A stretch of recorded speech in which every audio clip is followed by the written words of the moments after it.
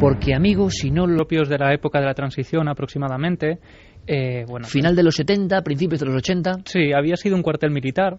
Entonces allí se construyen finalmente unos bloques de pisos para que varias familias puedan empezar a vivir allí, y ya desde ese primer momento empiezan los fenómenos casi desde cero, digamos. Y desde el instante en que se mudan. Eso es, y van adoptando, y vamos a ir viéndolo, un increscendo de alguna forma, porque lo que parecían cosas que podrían ocurrirnos a ti o a mí en nuestra propia casa y que podríamos acuñar al típico sonido de los edificios, va transformándose en algo mucho más tenebroso. Tipo de casas, vamos a ver, tú has estado allí, has estado en muchas casas, has estado con diferentes vecinas. Es curioso porque es una historia contada por voz de mujeres. Casi todas las protagonistas, porque son las personas que están en la casa, son mujeres de diferentes pisos, de diferentes estancias, pero siempre de una zona recoleta, una zona concentrada. Podemos dar incluso, ¿por qué no?, el lugar más próximo, esta plaza, podemos decirlo, porque necesitamos esa ayuda si alguien sabe algo más. Sí, son todos los edificios de la plaza del periodista Antonio Andújar de Albacete. Y bueno, hay que decir además, hemos hecho un trabajo de investigación hablando con varias personas, y es muy curioso que casi nadie quiere hablar, y sin embargo todos aseguran haber vivido algo fuera de lo común. Y yo quiero que viváis esta noche con nosotros, amigos de Milenio 3, con intensidad esta investigación, paso a paso. Y no vamos a ir desvelando cosas, sino vamos a ir descubriéndoles si os apetece. Ahora, si alguien sabe algo, o ha vivido algo, o vive y es valiente, y es capaz de romper la barrera del ordinario y su dictadura, y decir, yo también he visto esto, o creo en estas personas porque me ha ocurrido esto, es el momento. Con Noel Calero, Carlos Largo, Fermín Agustí, el lugarteniente don Santiago Camacho. Buenas noches, amigo. Buenas noches, Iker. Porque nos encontramos, Santi, en el fondo en eso, ¿no? No es solo casuística, y además este caso vas a ver que es completísimo, la eterna rasgadura de lo ordinario, y que le puede pasar a cualquiera, pues por ejemplo, con un simple cambio de casa, ¿no? Sí, no tienen que ser ni castillos siniestros, ni cementerios remotos, ni lugares especialmente espantosos. A veces esa particular cualidad, quién sabe si del horror, que es que se vea alterada para siempre. Tu visión de la realidad puede darse en tu propia casa, en la seguridad de tu hogar. Fíjate que Pauwels y Berger, en su famosa obra El retorno de los brujos, tenían un concepto que a mí se me quedó grabado cuando hace muchísimos años la leí, que decían, el horror no tiene que ser como nos lo pintan en la literatura o en el cine. Imagínese que sale por la mañana y están las margaritas de su jardín cantando ópera. Eso es el horror. El ver para siempre todo lo que pensaba de la realidad te has tocado, el que ya nada sea seguro, el que ya nada vuelva a ser lo que fue. Vamos en busca de ese misterio. Antes conectamos con Carmen. Buenas noches. Buenas madrugadas. Bueno, te escuchamos muy bien, te escuchamos perfectamente. Parece que estás con nosotros, ¿eh? Es que estoy con vosotros, sigo estando, aunque no me tengáis justo ahí al ladito. Pero ¿cómo me iba a perder yo estos programas? Claro que sí. Además, bueno, se te echa de menos, eso es evidente. Está como un poco huérfano este lateral. Pero vamos a hacer una cosa importante, que es incluso no solo pedir ayuda, como hemos hecho, abrir vías de contacto. Y hemos lanzado una pregunta importante antes de empezar con los testimonios, porque queremos conocer más a nuestra audiencia. Es un paso importante y que durará varias semanas. Son preguntas para vosotros muy directas. Queremos conocer a la audiencia de Milenio 3. Puede ser un proceso que nos sorprenda y muy interesante, ¿no? Pues sí, porque además con las nuevas tecnologías se hace más fácil escucharnos a cualquier hora y en cualquier parte del mundo, con lo cual hemos lanzado una pregunta en el debate de la semana y queremos saber más de nuestra audiencia. ¿Cómo escuchas Milenio 3? Ya ha votado mucha gente, Iker, y nos dicen que en directo el 51% nos escucha y por internet el 49%, como Madre vemos, mía. mitad y mitad de la audiencia. Madre mía, pues queremos conoceros y luego incluso iremos por lugares. Claro que sí, queremos conocer a nuestros oyentes. Es momento de saber algo más de todos vosotros. Os pedimos la participación y por por supuesto, Carmen, además, todas las vías abiertas para que participen en esta investigación que de verdad es para estar muy, muy pendientes. Claro que sí, vamos a dar las vías de contacto porque además, igual que la semana anterior, tenemos un regalazo. Toda la saga de Caballo de Troya, desde el primer Caballo de Troya 1 hasta el 9, hasta el último, hasta el que acaba de salir. Tan solo un ganador entre todos los mensajes que nos lleguen a las diferentes vías de contacto.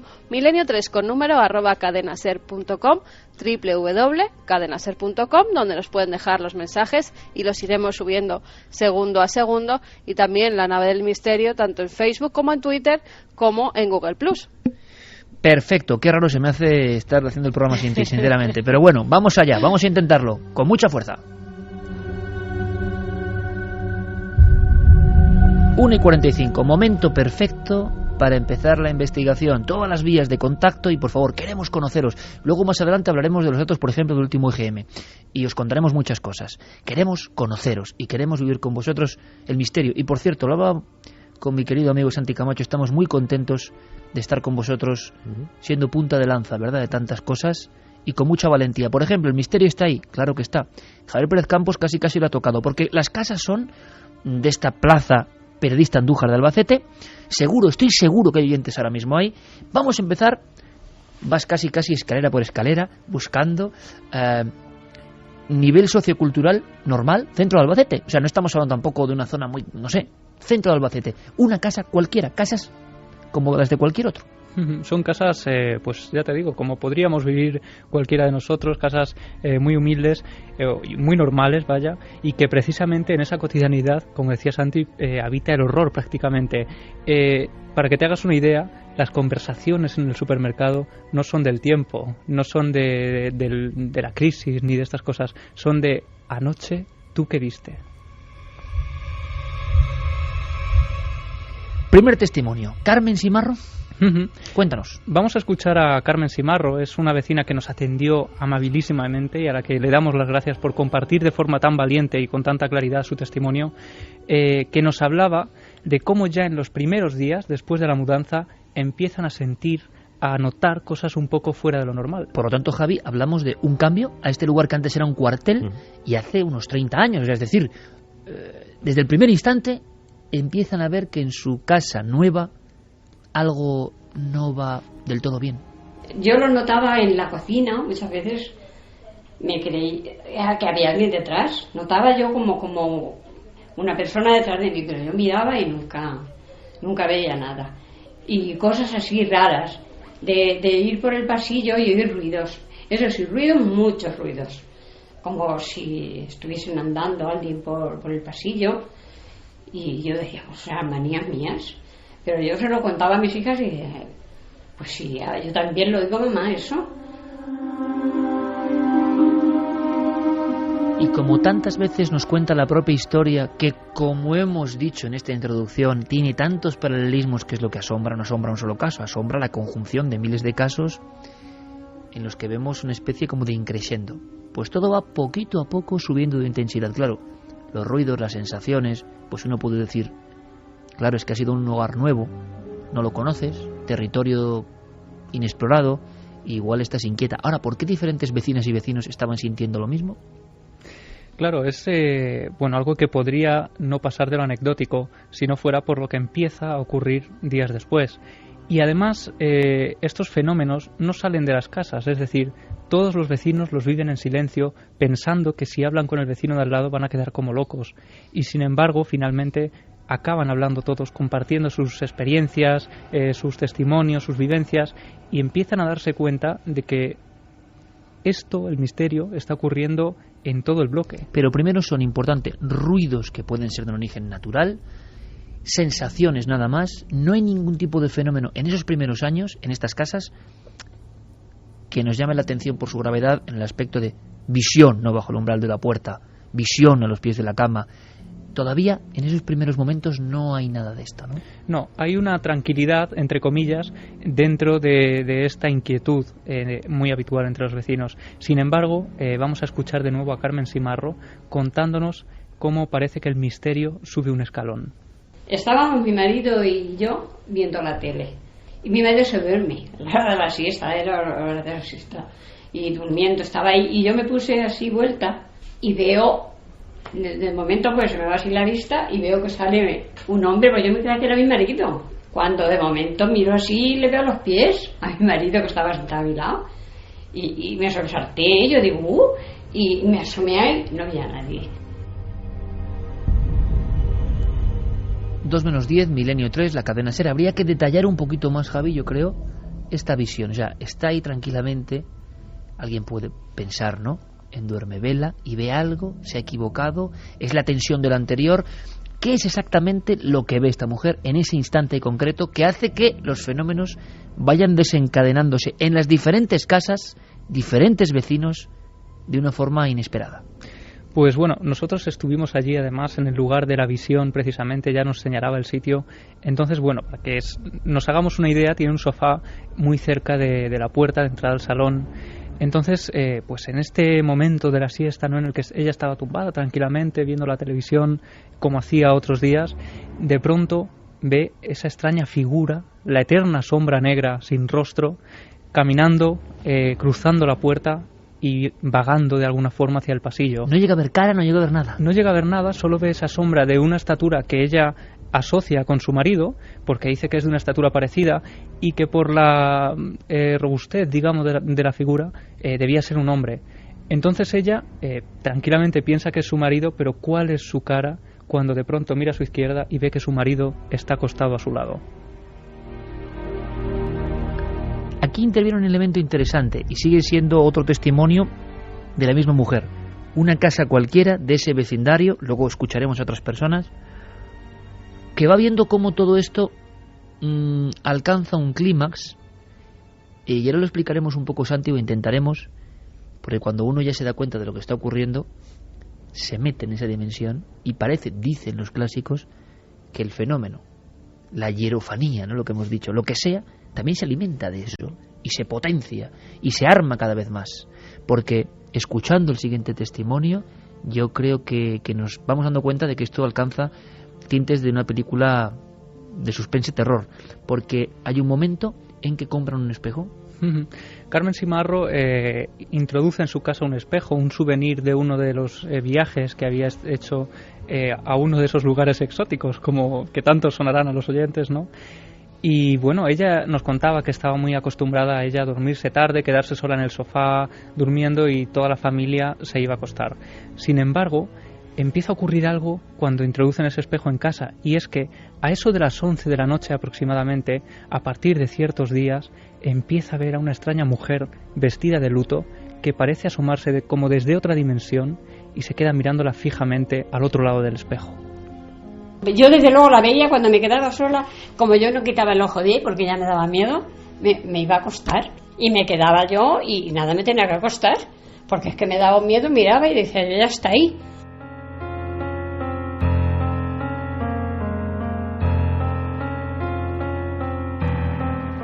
Ya está ahí. ¿Qué exactamente? Necesitamos saber más. Retrato robot, siempre a la misma hora, siempre en la misma dimensión de ese espejo, siempre mirando de la misma forma. ¿Qué te contó? Pues ella aseguraba que era una mujer de unos 40, 50 años, vestida totalmente de negro, de luto, vaya, con su pelo largo que caía por su cuerpo, y que la miraba muy seriamente, sin sonreír, sin hacer ningún gesto, sin intentar comunicarse con ella, simplemente como al otro lado del salón, en ese espejo, a partir de las 11, se asomaba esa extraña efigie y se quedaba mirándola como si fuera alguien del más allá. Pero es que lo más terrible es que ella no era la única que llegó a verla. Su hija también nos aseguraba que había sido testigo de ese fenómeno.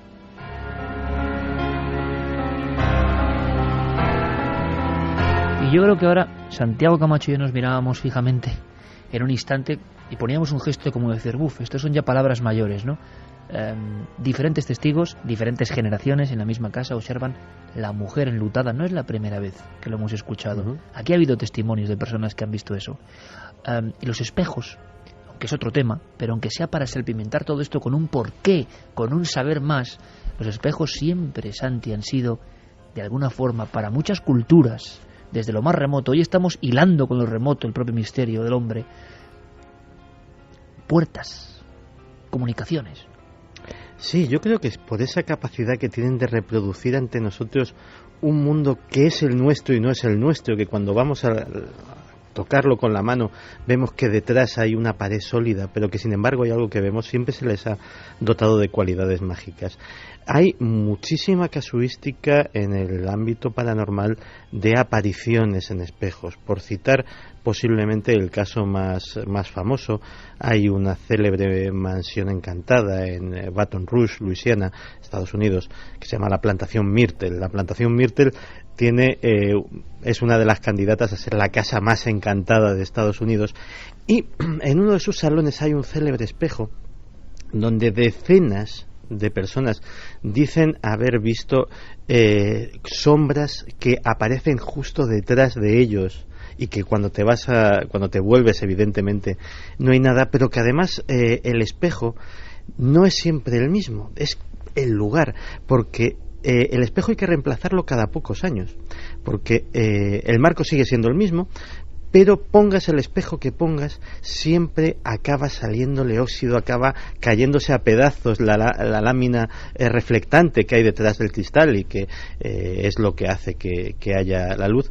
Y es algo que a los cuidadores de la mansión siempre les ha llamado muchísimo la atención. Se ponen espejos de gran calidad y aún así ninguno de ellos aguanta. En el ámbito mágico, obviamente, también se han utilizado los espejos en cosas como, por ejemplo, la adivinación. Pensemos que el mítico Michel de Nostradamus practicaba la catoptromancia, que era el ver esas visiones del futuro a través de un espejo de plata que se introducía en un recipiente de agua, y a través del agua, con la distorsión que producía esa visión, era como se miraba el espejo, y al parecer aparecían visiones. Imágenes del futuro, o en este caso, quién sabe, porque esta es la pregunta, del pasado, pero lo cierto es que ha habido grandes, vamos a llamarlo terapeutas, psicólogos. Raymond Moody, si no me equivoco, Santi, que tenía una sala con espejos. Raymond Moody, interesado en todo lo que tiene que ver con el más allá de la vida, pues estuvo una temporada precisamente, le llamaba mucho la atención este interés de los espejos en las culturas antiguas y en todo lo mágico. Se hizo construir una sala absolutamente repleta de espejos, absolutamente recubierta, paredes, suelo y techo de espejo, donde introducía a sus sujetos para que describiesen sus sensaciones pasado un rato, y casi todos acababan teniendo visiones de un tipo u otro. Algunos, curiosamente, la gran mayoría, visiones de tipo positivo. Se sentían, como decían algunos de los sujetos, en comunión con los desencarnados, como si de alguna manera aquella sala se convirtiese en una burbuja más allá de nuestro mundo físico, y de alguna manera visitasen ese mundo de lo que hay más allá de las entidades físicas, y pudieran tocarlos y visitarlos. Es curioso porque no siempre esas visiones son positivas. Los espejos, por ejemplo, sabes que se han utilizado en entrenamiento de tropas de élite en el ámbito militar.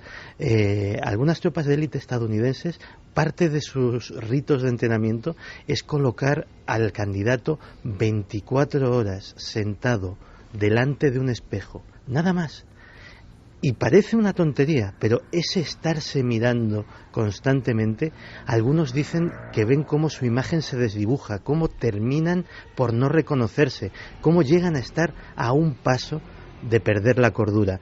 Imagínate, si la experiencia es fuerte, que esas personas que tienen que ser sometidas a condiciones durísimas de supervivencia, aguantar interrogatorios, ver su vida en grave riesgo, esa es una de las pruebas atroces que tienen que pasar.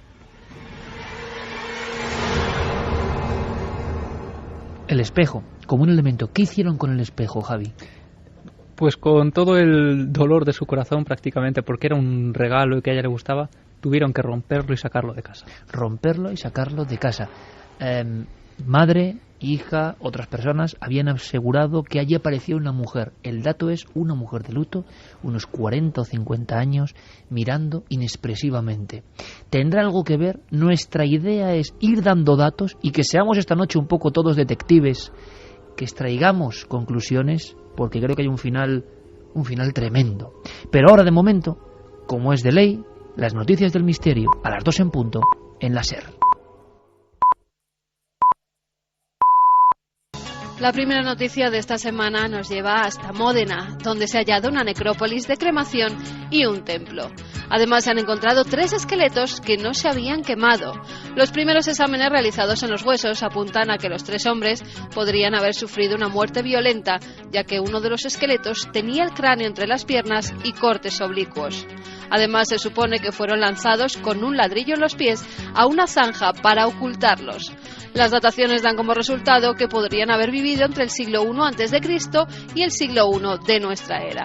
Nuestro compañero de Ser Historia, Nacho Ares, nos habla de quiénes podían ser estos hombres. Seguramente esos 3 cuerpos pertenecen a esclavos que intentaron huir y que fueron ajusticiados. Esto es lo que dicen un poco los investigadores que están llevando a cabo los trabajos de excavación y que fueron arrojados de una manera poco ortodoxa a la necrópolis romana, en donde sí que había enterramientos más convencionales. Y acabamos en México con lo que era una leyenda urbana que acabó convirtiéndose en realidad, la de la niña vampiro. Mucha gente contaba que cerca de la localidad de Mulchechén se aparecía una niña vestida de blanco, con el pelo negro y revuelto, ojos desorbitados y grandes colmillos, que atacaba además a los viandantes. Una mujer, apenándose de ella, se acercó y la preguntó si se había perdido, pero al acercar su mano, la niña vampiro intentó morderla. Desde entonces, muchos fueron los que denunciaron haberla visto. Ahora el periodista Julio Amer ha descubierto quién era en realidad la niña vampiro. Resultó que esa niña no era nada más que una niña perturbada de sus facultades mentales, que se había perdido de su casa en esa comisaría y se escondía en el día en el monte y en la noche salía a buscar qué comer. Y como era retrasada mental, por decirlo, padecía de la mente, pues no hablaba ni nada, y si alguien se le acercaba, pues ella en defensa pues trataba de arañar, de morder o lo que sea, y en eso termina la historia. La semana que viene, mucha más información aquí, en Noticias del Misterio. Un sonido. Una voz. Una investigación. Milenio 3. Iker Jiménez. Cadena SER.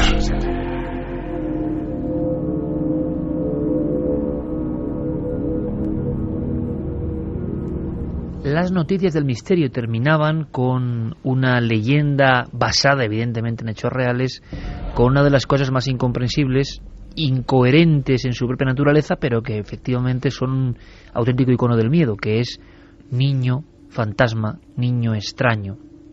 Bien, estábamos en esta plazuela de Albacete, en estos edificios construidos hace unos 30 años aproximadamente, 25-30 años, antiguo cuartel, y cómo los fenómenos van increciendo como si fuese el guión lógico de una película de suspense creciente. Pero es que aquí la diferencia es que los testigos son de carne y hueso y no se dedican ni mucho menos a el arte de hacer de actores, ni mucho menos.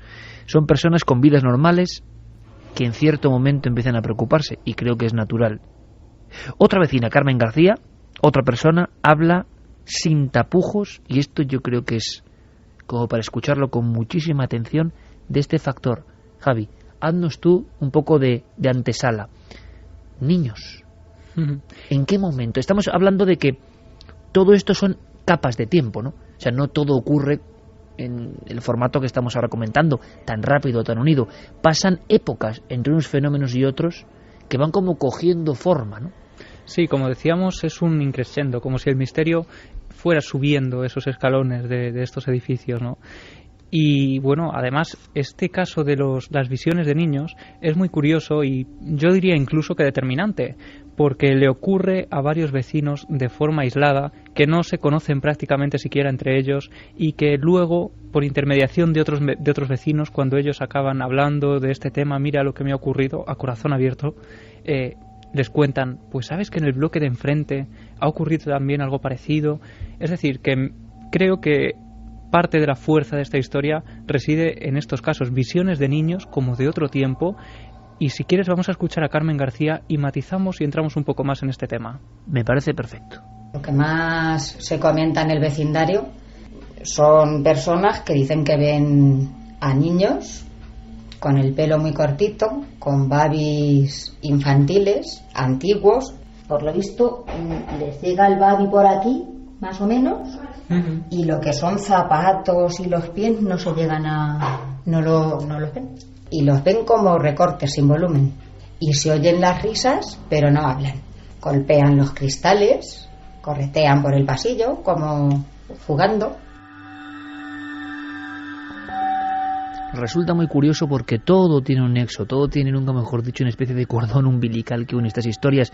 La semana pasada, nuestro compañero Carlos Largo nos sorprendía con una historia que tenía que ver con un testigo que a las afueras de Barcelona se encontraba con una visión como de niños, con el pelo, el traje, pues muy parecido, corriendo en una especie de hilera y que desaparecían. En este caso estamos analizando una visión, otro testimonio tan gráfico, tan bien contado, con tanto detalle, que ya se ve la cercanía del fenómeno. Es decir, cuando aparecen estas figuras de niños, estamos hablando de dentro de las casas modernas y queremos saber más. ¿En qué circunstancias? ¿En qué momentos? ¿Cómo los ven? ¿Y a qué distancia? Es muy curioso porque aseguran verlos tanto de día como de noche. No es la visión de película de terror, sino como hablamos en esta noche de lo cotidiano, ¿no? Del terror en lo habitual. Hablaban de detalles, nos decían, por ejemplo, tengo aquí apuntado que eran como 2D, en 2 dimensiones. Niños, además, que también aparecían como en blanco y negro, con su rostro desdibujado, no se les veía bien pues cómo eran sus rasgos faciales, y aparecían en situaciones muy diferentes. Una de ellas, la que a mí más me inquietó, es, claro, a mí me lo contaron en ese angosto pasillo, un pasillo larguísimo, muy oscuro, lleno de ventanas que dan a un patio, y aseguraban de estar comiendo o cenando en ese patio, mirar hacia un lado, ver cómo las cortinas de su pasillo se están moviendo solas. Entonces, de repente, veían a ese grupo de niños que, muy curioso, siempre aparecían en grupo, como jugando. De pronto empezaban... Nunca un niño solo. No, siempre en grupo.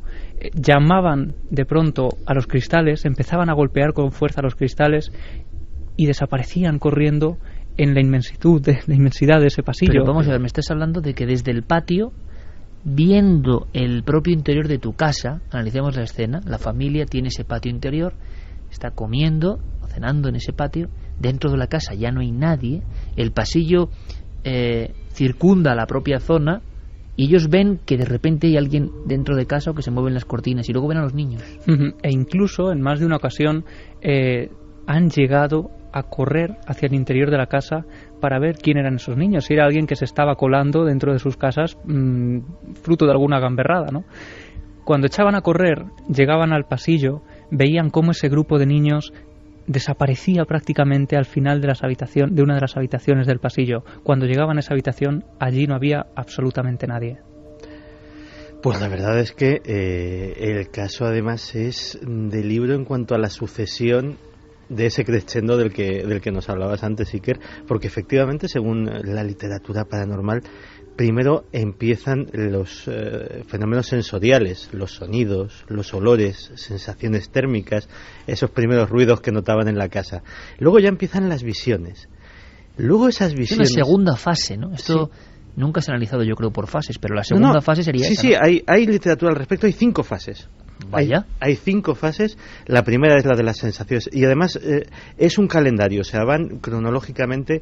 La segunda es las sensaciones audiovisuales, en cuanto a que empiezas a ver figuras, y luego ya en la 3, 4 y 5 empiezan las físicas. Cuando digo físicas es en la tercera se empiezan, por ejemplo, a accionar los interruptores de la luz, a abrir y cerrar puertas, a suceder cosas normales de forma anormal.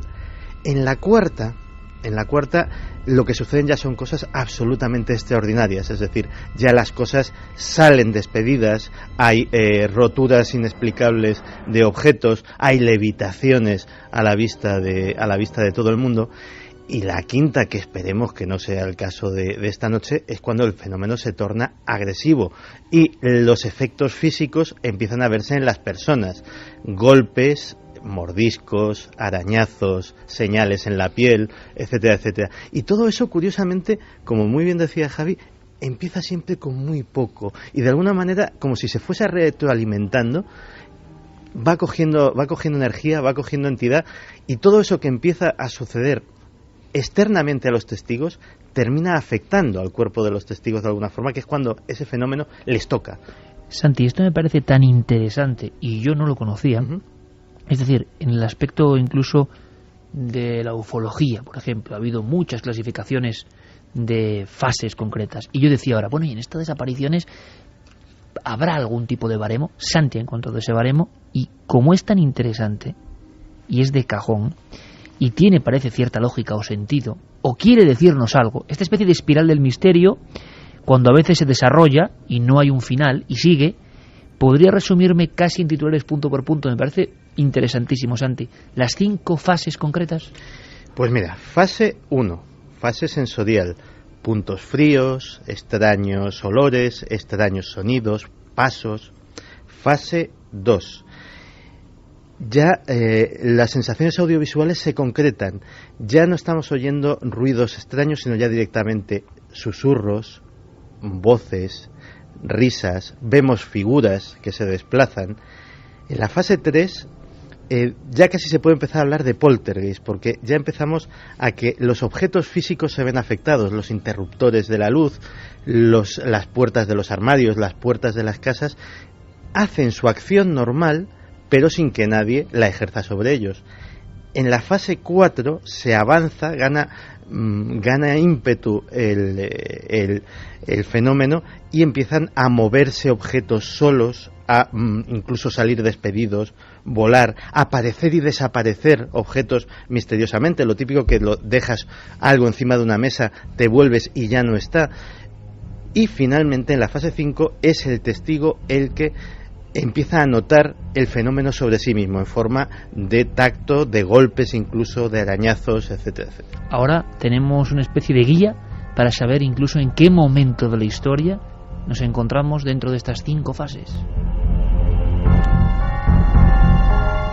Son las 2:15, conectamos con Carmen para saber si esa llamada de atención que hemos lanzado en torno a este lugar concreto de la capital de Albacete ha tenido un eco, tiene una respuesta. Hay personas que dicen que pasan cosas, personas que pueden opinar completamente a la contra.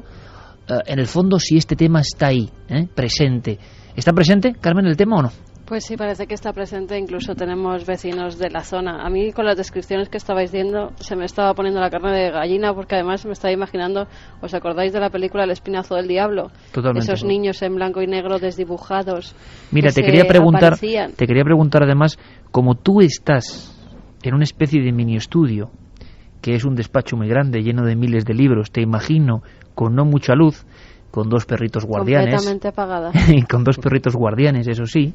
Pero claro, encima, es que no sabéis cómo es la biblioteca de Carmen.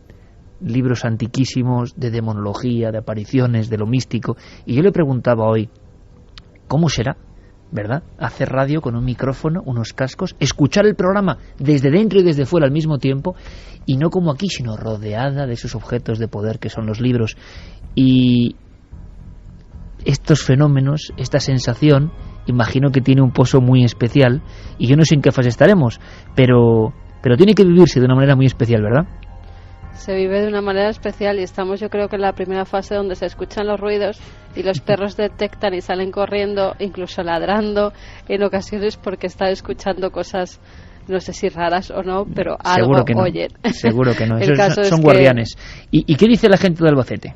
Pues vamos con algunos de los mensajes. Paco Nieto nos decía: he vivido en ese bloque 20 años. Mi madre siempre dice que oye ruidos muy raros. Nicolás dice: buenas madrugadas, escribo desde Albacete. Estos sucesos ocurren desde hace muchísimos años. Hace siglos hubo un convento con su cementerio propio. Es una historia conocida aquí. Soy vecino de ese bloque. Nuestro perro se quedaba mirando fijamente al pasillo muy a menudo. Isabel nos comentaba que vive a 200 metros de la plaza de la que estamos hablando, que está a cuadros, que un amiguito de su hijo vive allí en la misma plaza y que no se puede creer que se enterará de todo. Viviendo en Foncalet, en el Alicante, me ocurrieron cosas que me cambiaron la vida. Dicen que allí había un cementerio. Se trata de la prisión de Alicante. En Alcalá de Henares también nos dicen desde el cuartel de la brigada paracaidista que algunos soldados han visto una monja paseando. Incluso alguno aterrado pues dice que ha abierto fuego. Francisco, el universo a nivel cuántico nos brinda visiones de planos existenciales que somos incapaces de comprender. Nuestro cerebro se esfuerza por darle sentido, pero está velado por el sentido común. Y hay una cosa importante, tenemos un racimo, incluso dando teorías, luego veremos si se confirman o no, o hay una leyenda urbana, sobre qué pasaba en este lugar concreto de Albacete. Vamos a guardarlo un poco como sorpresa para ver qué pasó realmente en ese lugar, en esta plaza que había antes, realmente que había algo en el subsuelo, había algo que perturbaba. Parece ser que las obras que se producen hace no mucho tiempo, y ahora creo que había obras de nuevo, sí que impulsaron de nuevo los fenómenos. Dentro de las 5 frases que he dicho Santi, el incorporar obras parece que es otro gran clásico. Teníamos la encuesta lanzada, sí, y recordamos, por supuesto, el asunto de los libros, ¿no? Tenemos esa encuesta que ha variado muy poquito en ikerjimenez.com. Además van a poder seguir votando toda la semana porque queremos saber más de nuestra audiencia. ¿Cómo escuchas Milenio 3? En directo el 50,6% de la gente y por internet 49,4%. Tenemos mitad y mitad, y que esto varía muy poquito. Vamos a dar las vías de contacto: milenio3 con número @cadenaser.com, www.cadenaser.com, donde nos dejan esos mensajes breves que segundo a segundo vamos subiendo, y también La Nave del Misterio, tanto en Facebook como en Twitter como en Google+. El regalo, pues toda la saga de Caballo de Troya, un único regalo, pero son 9 libros, entre todos los mensajes que nos lleguen a esas vías diferentes de contacto. Menudo regalo de Navidad, la serie completa de Caballo de Troya gracias a Planeta. Vamos a hacer una cosa, vamos a continuar, porque sobre los niños, sobre este fenómeno concreto, que entraría en una visión clarísima de esa fase entre la segunda y la tercera, donde eso empieza a interactuar, empieza a presentarse, hay más. Es que en otras casas, Javi, tú has encontrado los testimonios, otras mujeres, otras personas, otras familias han visto no un niño. Esto es curioso, Santi. Han visto el grupo de niños. La explicación psiquiátrico-psíquica. Hay un contagio, hay un primer caso que contamina a los demás. Es raro, ¿eh? No conozco muchos casos de vecinos diferentes que hablen de grupos de niños. En algunos casos incluso entrar por diferentes motivos en una casa, encontrarse al grupo de niños en el pasillo y salir corriendo. Los viandantes, digamos, las personas de carne y hueso, salir corriendo ellos y dejar prácticamente ahí la puerta por la impresión, ¿no? Y lo curioso que descarta esa teoría del contagio es que este otro caso de visión de niños que vamos a escuchar tuvo lugar en el bloque de enfrente, es decir, no en el bloque del que estamos hablando principalmente. Tuvo lugar además en otro periodo de la historia, digamos, y también tuvo lugar con unas familias que no se conocían entre sí y que su testimonio se llegó pues por intermediación de otros vecinos. Parece ser que eran personas que entraban en la casa, un grupo de personas jóvenes, y se encontraban con algo absolutamente inesperado. Pues sí, que hicieron que se fueron los padres fuera y los hijos, pues jóvenes, se llevaron a los amigos. Y los niños, los mismos que dicen que salen aquí, que salieron en el pasillo. Y salió uno y los vio, o 2 o 3, y empezaron ahí, hay unos. Y ya el hijo, que se ve que lo habían visto otras veces, empezó, vámonos. Y se bajaron. Esos sí vendieron el piso enseguida. 2:21. Vendieron el piso a raíz, o por lo menos se une el hecho de abandonar la casa con las apariciones. Sí, ningún vecino se atreve finalmente a afirmar que sea por esta causa, pero sí que nos dicen que es en un periodo muy cercano a este tipo de avistamientos. Y no son los únicos de quienes hay constancia de que dejan el piso. Estos sí reconocen finalmente que es a causa de estos fenómenos. Hay unos que pues confirman, ¿no? Que viven bastante angustiados, que ese tipo de experiencias les está incomodando, haciéndoles la vida casi imposible, y llegan a dejar el piso. Y es que el tipo de visiones empieza también a aumentar, a ser aún más rocambolesco, digamos, porque porque el grupo de niños está como en el imaginario colectivo, ¿no? Pero ¿y qué ocurre cuando la gente de pronto empieza a hablar de la visión de monjes que caminan también por los pasillos de sus hogares. Estas son las voces de los testigos que hablan de la transformación de ese fenómeno en diferentes pisos modernos. La casa tipo, ¿podríamos definirla, Javi? ¿A qué nivel de...? Estamos hablando de casas de cuántos metros cuadrados, o estructura en un pasillo, 3, 4 habitaciones. Bueno, son casas bastante amplias, unos pasillos muy largos, a lo mejor 4 o 5 habitaciones. ¿Patios interiores? Sí, patios interiores, salones también bastante amplios, es decir, son casas que no son desde luego pisos tampoco de estos últimos años, pero son bastante modernos para provocar inquietud, ¿no? Como algo pues cotidiano. Bueno, entonces, en ese ambiente, en esa perspectiva, las variaciones dentro del fenómeno, variaciones que nos explica otra vecina de una forma, yo creo que perfecta. Están pasando cosas que no entienden. Los niños desaparecen y aparece esto otro. Deja de verse el fenómeno de los niños y es sustituido por esto. Bueno, ahora nos lo explicas, Javi. Pero si hay vecinos que dicen que ven como la sombra de un hombre gigantesco, de 2,5 metros incluso más, pero sin distinguir ojos, ni bocas, ni nada, lo que es la silueta. Hay unos vecinos que dicen que ven un fraile, pero no le ven el rostro, y que se pasea por el salón y por el pasillo. Y a esta persona se le echaba como encima en la cama, y la presionaba contra el colchón.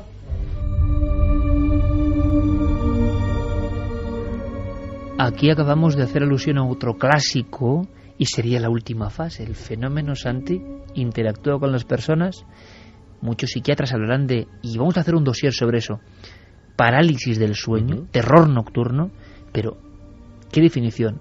Albacete, una casa normal, un vecindario normal, un fraile, la imagen de un fraile, y que una de las vecinas decía que había notado cómo en la habitación presionaba contra la cama a la persona. Todo un clásico. Todo un clásico que me ha descuadrado toda la imagen que tenía del caso, porque claro, cuando yo iba a hablar de niños, de frailes, me imaginaba lo que se viene siendo un espectro, que a diferencia de un fantasma, digamos que el espectro es un fragmento de película que sucede delante de los ojos del testigo, que va a lo suyo, que no interactúa, no parece darse cuenta de la presencia del testigo, parece como un momento congelado de una vida remota. Pero evidentemente interactuar, y de esa forma además tan terrible, ya nos dice cosas muy diferentes. Y hay una pregunta que además yo siempre me he hecho y que algún día deberíamos, si no intentar explicar, por lo menos tratar de alguna forma. Y es, en toda la casuística de apariciones que hay y que hemos tratado aquí a lo largo de todos estos años, ¿por qué hay un porcentaje tan altísimo de religiosos y religiosas, de monjes y monjas? ¿Qué sucede con esas personas? Que a lo mejor ¿tuvieron en vida algo especial? Claro, a lo mejor la forma de vivir, de llevar a cabo una espiritualidad muy especial, de sentir la existencia de una forma... Qué interesante, Santi, porque es verdad que la casuística es amplísima, mucho más que figuras normales. Sí, o sea, las figuras de religiosos y religiosas son un auténtico clásico. Por poner un ejemplo, hospitales encantados hemos tenido a decenas y hemos tratado en estos años, pues como para hacer un monográfico largo. ¿Por qué la inmensa mayoría de los fantasmas que se ven allí son de monjas? No son de médicos, no son de enfermeras, no son de celadores, ni siquiera de pacientes. Son de monjas. Es Qué buena pregunta. Uno de esos detalles que siempre me ha llamado vivamente la atención. Qué buena pregunta. Personas que viviendo de alguna forma cerca de lo espiritual quedan ahí, no sé, es un enigma tremendo, pero mira, por ejemplo, Carmen, yo os lo digo, sé que exactamente en su lado derecho tiene ahora varias estanterías llenas de libros antiquísimos donde se habla de apariciones. Yo no sé si en alguna ocasión, yo no recuerdo, la aparición sí, por supuesto, de un fraile, de una figura con un traje talar, clásico absolutamente, pero que esa figura esté relacionada con miedo nocturno o con parálisis del sueño, que es esa sensación de que te ahogan en la cama, que te presionan contra la cama. Yo no sé si tú en tu casuística de libros que hablan de apariciones místicas o visiones de los místicos, que parece que se abren un mundo donde luego todo esto es posible, pero no recuerdo figura de religioso que se aproxime a la alcoba y presione a la persona. ¿Crees que hay algo? No, yo creo que los místicos son más figuras demoníacas las que se aproximan a los lechos, a las camas, a las celdas de estas personas y las que las atacan en determinado momento, pero que yo recuerde ahora mismo figuras de frailes o de apariciones, que los mismos conventos se aparezcan a otros, pues no. Javi, se solapan los fenómenos, es decir, dejan de aparecer los niños y luego va esto que parece como mucho más oscuro, o se intercala todo esto y muchos vecinos van viendo diferentes fenómenos de esa misma película. Es que es bastante complicado porque, claro, no todos han hablado a la vez. Poco a poco algunos se han ido animando y probablemente a partir de esta noche muchos otros sigan animándose a contarnos cosas. Por eso es muy difícil ordenar cronológicamente todos estos fenómenos. Parece ser que han ocurrido simultáneamente y que en cada casa hay algunas en las que se mezclan los fenómenos, pero donde aparecen los niños suelen ser los niños los que aparecen. Y en la casa donde aparece, por ejemplo, esta figura de un monje que también además describen con una especie de hábito marrón, con su gran capucha puesta también sobre la cabeza, ellos aseguran que eso es lo que ven.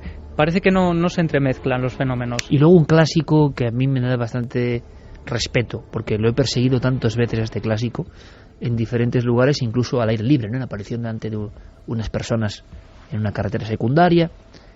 La figura muy alta, extraordinariamente alta, o sea, amorfa o deforme en su constitución, 2,5 metros decían, que a veces va como un poco encorvada, o una silueta, pues como de alguna forma creó el cine alemán del expresionismo, de Nosferatu ascendiendo con su sombra, ¿no?, por esa escalera. Aparece también aquí, que es como una cosa que dices, ¿qué pinta esto en mitad de esta fenomenología, ¿no? Hablan de una figura, lo decía esta mujer en concreto, Carmen García, de una forma sin tapujos, una figura de unos 2,5 metros. Eso es lo que además aseguraban muchos vecinos haber visto. Y a ella le iban contando todos estos testimonios, ella los iba recogiendo. Se convirtió un poco en reportera en el aspecto, ¿no?, de que iban legándole testimonios. Claro, y ella no esperaba ni mucho menos vivir algo así. Ella, bueno, había escuchado los sonidos, había tenido esas experiencias de cambios de objetos de lugar y cosas así. Pero fíjate, hace varias noches, Carmen me contaba, estando justo en el lugar donde ocurrieron los hechos, en su dormitorio, me decía que hacía varias semanas ella se había ido a acostar como otra noche cualquiera, y cuando estaba ya a punto de dormir, vio pasar por la puerta de su habitación, que daba ese eterno pasillo, a una extraña figura, la figura de la que todos los vecinos le habían hablado, o muchos vecinos le habían hablado, una sombra negra que parecía moverse además casi como un robot.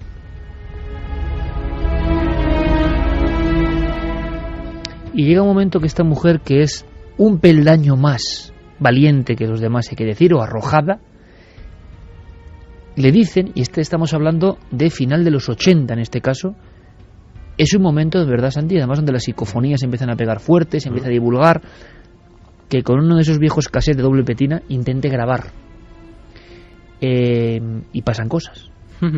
Ella lleva a cabo una investigación, además nos decía que sin mucho conocimiento sobre el tema, y lleva a cabo, es muy interesante lo que hace, porque lleva a cabo investigaciones de diverso tipo, tanto antropológico como histórico como paranormal, por lo que está viviendo. En este caso por ser testigo y querer saber. Claro. No pues, sin ningún afán de divulgar o de... No, ella simplemente quería dar respuesta y decía que tenía la leve sospecha o la inquietud de que allí tenía que haber algo, porque todo aquello no era para nada normal.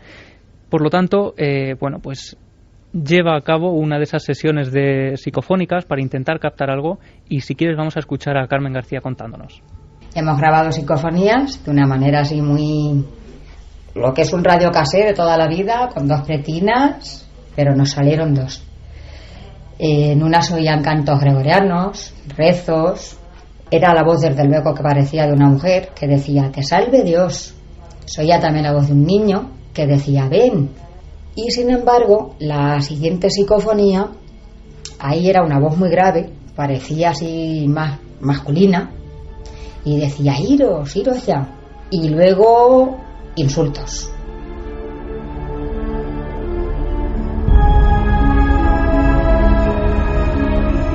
Por desgracia no tenemos muestra de ese fragmento de cassette en concreto. Han pasado muchos años y ellos confirman, una de las familias confirma que esto se grabó. Lo confirman además tanto esta persona, Carmen García, como su madre, como varios testigos que estaban allí, que habían escuchado las cintas. Finalmente, pues esas grabaciones desaparecieron, por desgracia, y no tenemos acceso a ellas. Tenemos que confiar en el testimonio tanto de ella como de varias otras personas con las que hemos hablado. Toda esta panoplia que diría Santiago Camacho está ahí. Y además a veces las psicofonías, sea lo que sean las psicofonías, que yo no sé lo que es, registran en ocasiones en un mismo lugar, por lo que parece, también esa amplia variedad de mundos en las mismas grabaciones. Sí. Y además que si esto es así, no lo pongo en duda, como lo relata la testigo, señalar, como sabemos todos los que hemos hecho la experiencia alguna vez, que esto de la psicofonía no es ni mucho menos llegar, besar el santo y que te salga una voz, un gregoriano o un señor diciendo que te vayas o cualquier otra cosa, sino que es largo, tedioso, a veces salen voces o fenómenos o sonidos que son difíciles de identificar. Porque hablaba con mucha seguridad de un rezo. Efectivamente, es decir, estamos hablando de esas que también las hemos oído y que también se han dado, que son clarísimas, que se escuchan con una nitidez importante, pero que son raras, son una entre muchísimas.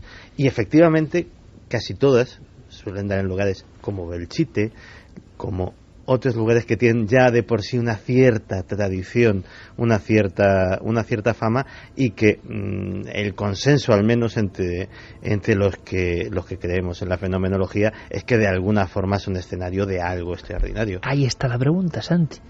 ¿De qué ha sido escenario? ¿Qué escenas se han vivido ahí antes de la construcción de esos pisos? ¿Quizá tiene que ver con el cuartel o no? Vamos a intentar descubrirlo. Esa es nuestra máxima motivación ahora. Pero atención a la página que se abre en este libro, de este dossier, de este expediente, porque esto es muy sorprendente. Damos paso a la investigación criminológica, damos paso a la cantidad de sucesos luctuosos ocurridos en algunos de esos bloques. Javier. Sí, yo me quedé muy alucinado. Y bueno, recuerdo, por ejemplo, esto ocurrió casi al llegar a la casa de Carmen García, con el investigador de Albacete, Carlos Navarro, que además estuvo también. Y recuerdo que nos miramos muy impactados cuando la testigo nos empezó a contar, nos abrió este expediente del crimen y nos empieza a enumerar casos muy trágicos ocurridos en toda esta manzana. Hasta además se ha comprobado a veces que el 112 ha hecho más visitas a esta calle y a esta zona más que a todo el resto de la capital de Albacete. Además es curioso que aquí de vez en cuando oyes la sirena y te asomas y efectivamente. ¿Efectivamente qué? Pues te enumero. Yo empecé a tomar nota como loco porque ella hablaba rápidamente, comentaba varios casos y tuve que escribir. Fíjate, en ese edificio, intento de suicidio con muy graves consecuencias para la persona, que quedó muy malherida. Un suicidio consumado, digamos, entre comillas, un accidente de un niño... ¿Por disparo, ahorcamiento, se sabe algo? Sí, se tiró por una ventana y cayó a esta plaza. Accidente de un niño de 4 años que estaba haciendo su cama y cayó por una ventana de un cuarto piso y igualmente falleció. Pero no solo en este edificio. Ella me comentaba en el mercado de Villacerrada, de Albacete, un carnicero que aparece ahorcado dentro del propio comercio. Residencia Cervantes, otro suicidio. Muy cerca un vecino también que atesta 20 puñaladas a su novia y después se suicida. Terrible, y no era la única persona que me había hablado de esto. Otras personas que no han querido hablar, pues también me comentaban que incluso, fíjate la escena, estando en la propia plaza del periodista Antonio Andújar, habían visto caer el cuerpo de una persona a la que ellos mismos conocían. Luego, Javier, que es un amigo de las hemerotecas, siguiendo la estela, por supuesto, de Alardo Prats, revisita la de Albacete y va viendo algunas de estas pistas sueltas en la prensa, ¿no? Es decir, ¿tendrá que ver? ¿Será una pura casualidad o no? Es curioso que los vecinos tienen la sensación de que el nivel de luctuosidad o hechos supera con creces al resto. Ahora, es una sensación muy personal ante el impacto que producen estos sucesos, por ejemplo, tan traumáticos, ¿no? Como el suicidio precipitándose por una ventana. ¿Es un poco leyenda o es verdad? Hay sitios así. No voy a decir el lugar por no condicionar a nadie, que la sugestión también es muy mala. Pero hay una ciudad dormitorio de una gran capital española que muchos de sus habitantes las conocen con el sobrenombre de la segunda oportunidad, porque el índice de dos cosas que además aparentemente no tienen nada en común: el índice de divorcios, de ahí viene lo del nombre jocoso de la segunda oportunidad, y el índice de casos de cáncer son llamativísimamente superiores a la media nacional. Y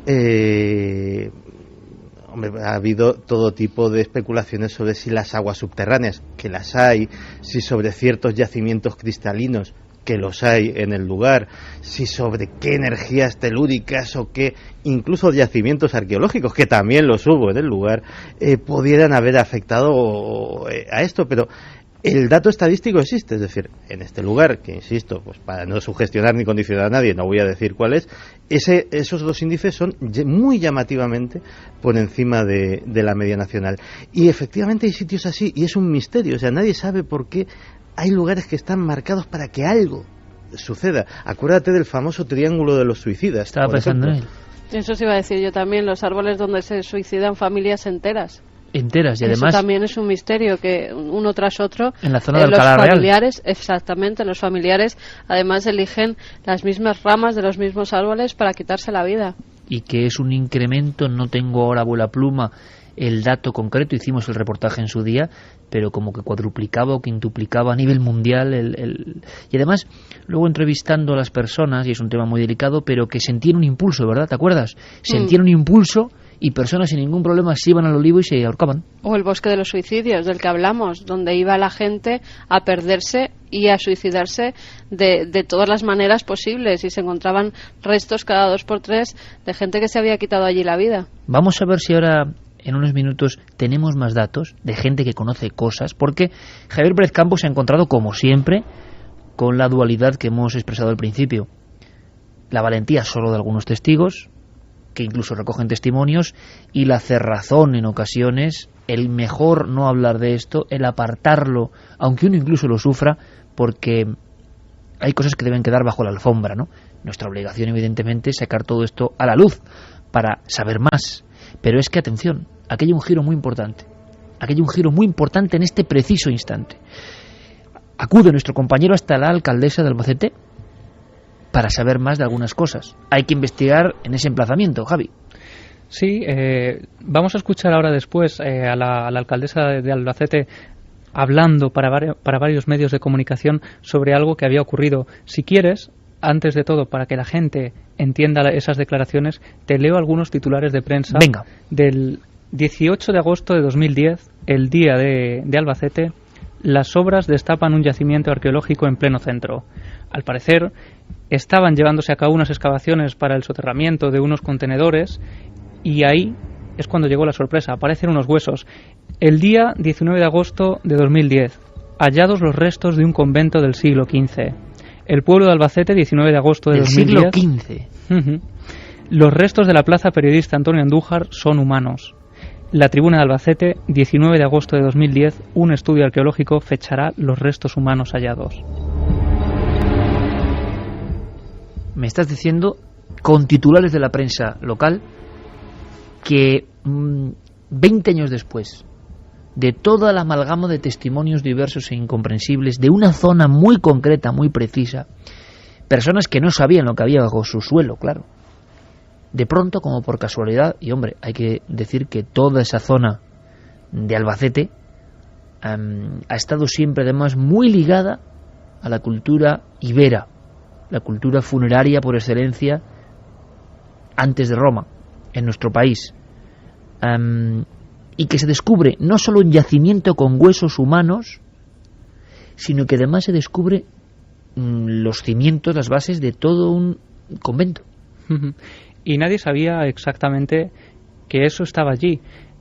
Hay personas que sospechaban, como ya te avanzaba antes, que allí tenía que haber un enterramiento o algo, porque decían que si no, no era para nada normal.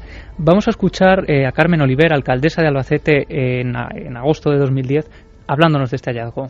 Quiero agradecerle también la colaboración ciudadana a un chico que además es arqueólogo y que por casualidad pasaba por ese entorno y nos llamó hace la tarde de ayer, de antes de ayer, diciéndonos que había observado estos restos. Evidentemente, inmediatamente paramos las obras y comuniqué a la delegación, a la Junta de Comunidades, que habían aparecido restos humanos y restos arqueológicos de una edificación en ese entorno también. O sea que si faltaban peldaños para lo clásico de un fenómeno, tenemos obras que movilizan cosas, tenemos un yacimiento arqueológico y tenemos esa conexión que decía Santiago Camacho con lo espiritual religioso justamente allí. Y tú quieres indagar todavía más, y creo que vas a hablar con una de las conservadoras, una de las archiveras, una de las investigadoras. Cuéntamelo tú, Javier, porque es que hubo más cosas, hay que saber más de ese emplazamiento. ¿Tendrá que ver con la visión de un fraile, o es que la visión de ese fraile o esas figuras de monje son tan arquetípicas, están tan dentro de nosotros que no tienen que ver? O sí, o es curioso que esté justo apareciendo ese sobre vertical de esos hallazgos. Vas a saber más con especialistas. Sí, acudimos, este era ya el último paso de la investigación, acudir al archivo histórico para ver sobre el terreno mapas de la zona. Y ¿Los tienes ahí? Aquí los tenemos, mapas de 1700, mapas de 1800. Para que te hagas una idea, Plaza Periodista Antonio Andújar, año 2011, en esa misma zona, en el siglo XV, convento de San Francisco, monjes franciscanos, túnicas marrones y enterramientos en la zona. ¿Cómo puede ser posible una carambola de este tipo, no? Es mucha carambola, puede ser, pero es tremenda. No, mucha casualidad me parece, efectivamente. O sea, 20 años antes las personas en esos pisos nuevos, sin saber nada de la historia, hablaban de los monjes con hábito marrón. Hablaban, y además, fíjate, antes cuando decías que si podía haber sido un fenómeno de contagio psicológico de alguna forma, eso no es así. Cuando alguien en un vecindario, y alguno a lo mejor de nuestros oyentes tiene la amarga experiencia, dice, no, pues yo en mi casa pasan cosas raras. Es muy raro que alguien te diga en la mía también, sino que venga. Más bien tú estás loco. Efectivamente. No es un fenómeno normal el de que de repente se vaya sumando la gente a la moda de ver cosas en casa. Con lo cual, efectivamente, la carambola es muy, muy, muy llamativa. Si aún quedaban cabos sueltos, te digo más. Aquí podemos, de alguna forma, emplazar las visiones de frailes que tendrían un sentido en esta historia tan tremenda. Pero ¿y qué pasa con las visiones de los niños? Pues Albacete, 1700, justo frente al convento de San Francisco, tenemos otro convento de monjas franciscas. En la misma plaza. 1912, en ese mismo emplazamiento, aparece ese edificio, pero con una única palabra que parece dar aún más sentido a toda la historia: hospicio.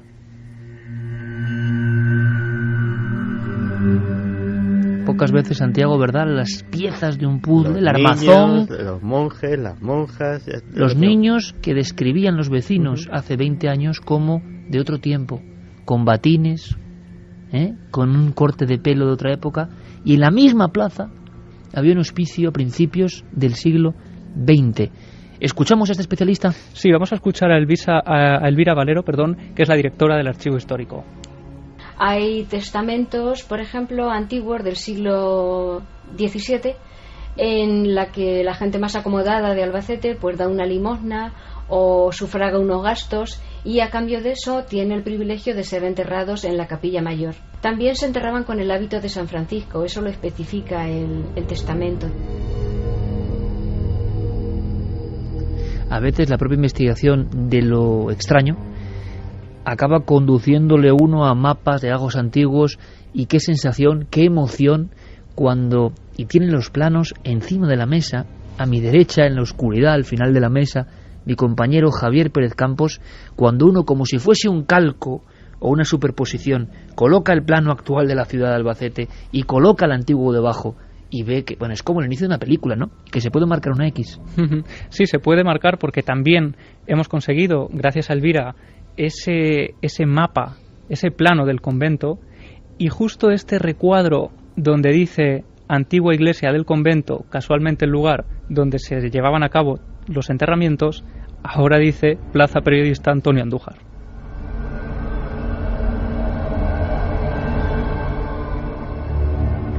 Pues yo, ¿qué quieres que te diga, amigo? Me quito el sombrero, y eso que has tenido, como tantas otras veces, la dificultad del no, esto no puede salir de aquí, y ahora cada uno que piense libremente lo que le dé la gana, que nosotros también pensaremos lo que nos da la gana. ¿Qué ocurre? Que la superposición, como en ese viejo libro de la historia, algo debe querer decirnos. Santi ha lanzado, dando un paso más, no solo comentando la casuística, sino lanzando una pregunta casi filosófica. ¿Por qué la cantidad de personas que tienen que ver con el ámbito religioso apareciéndose? ¿Qué poder hay ahí? ¿Qué columna hay ahí distinta? ¿Por qué la sociedad, el pensamiento, lo que se ha convocado ahí, y cada uno que piense libremente, permanece?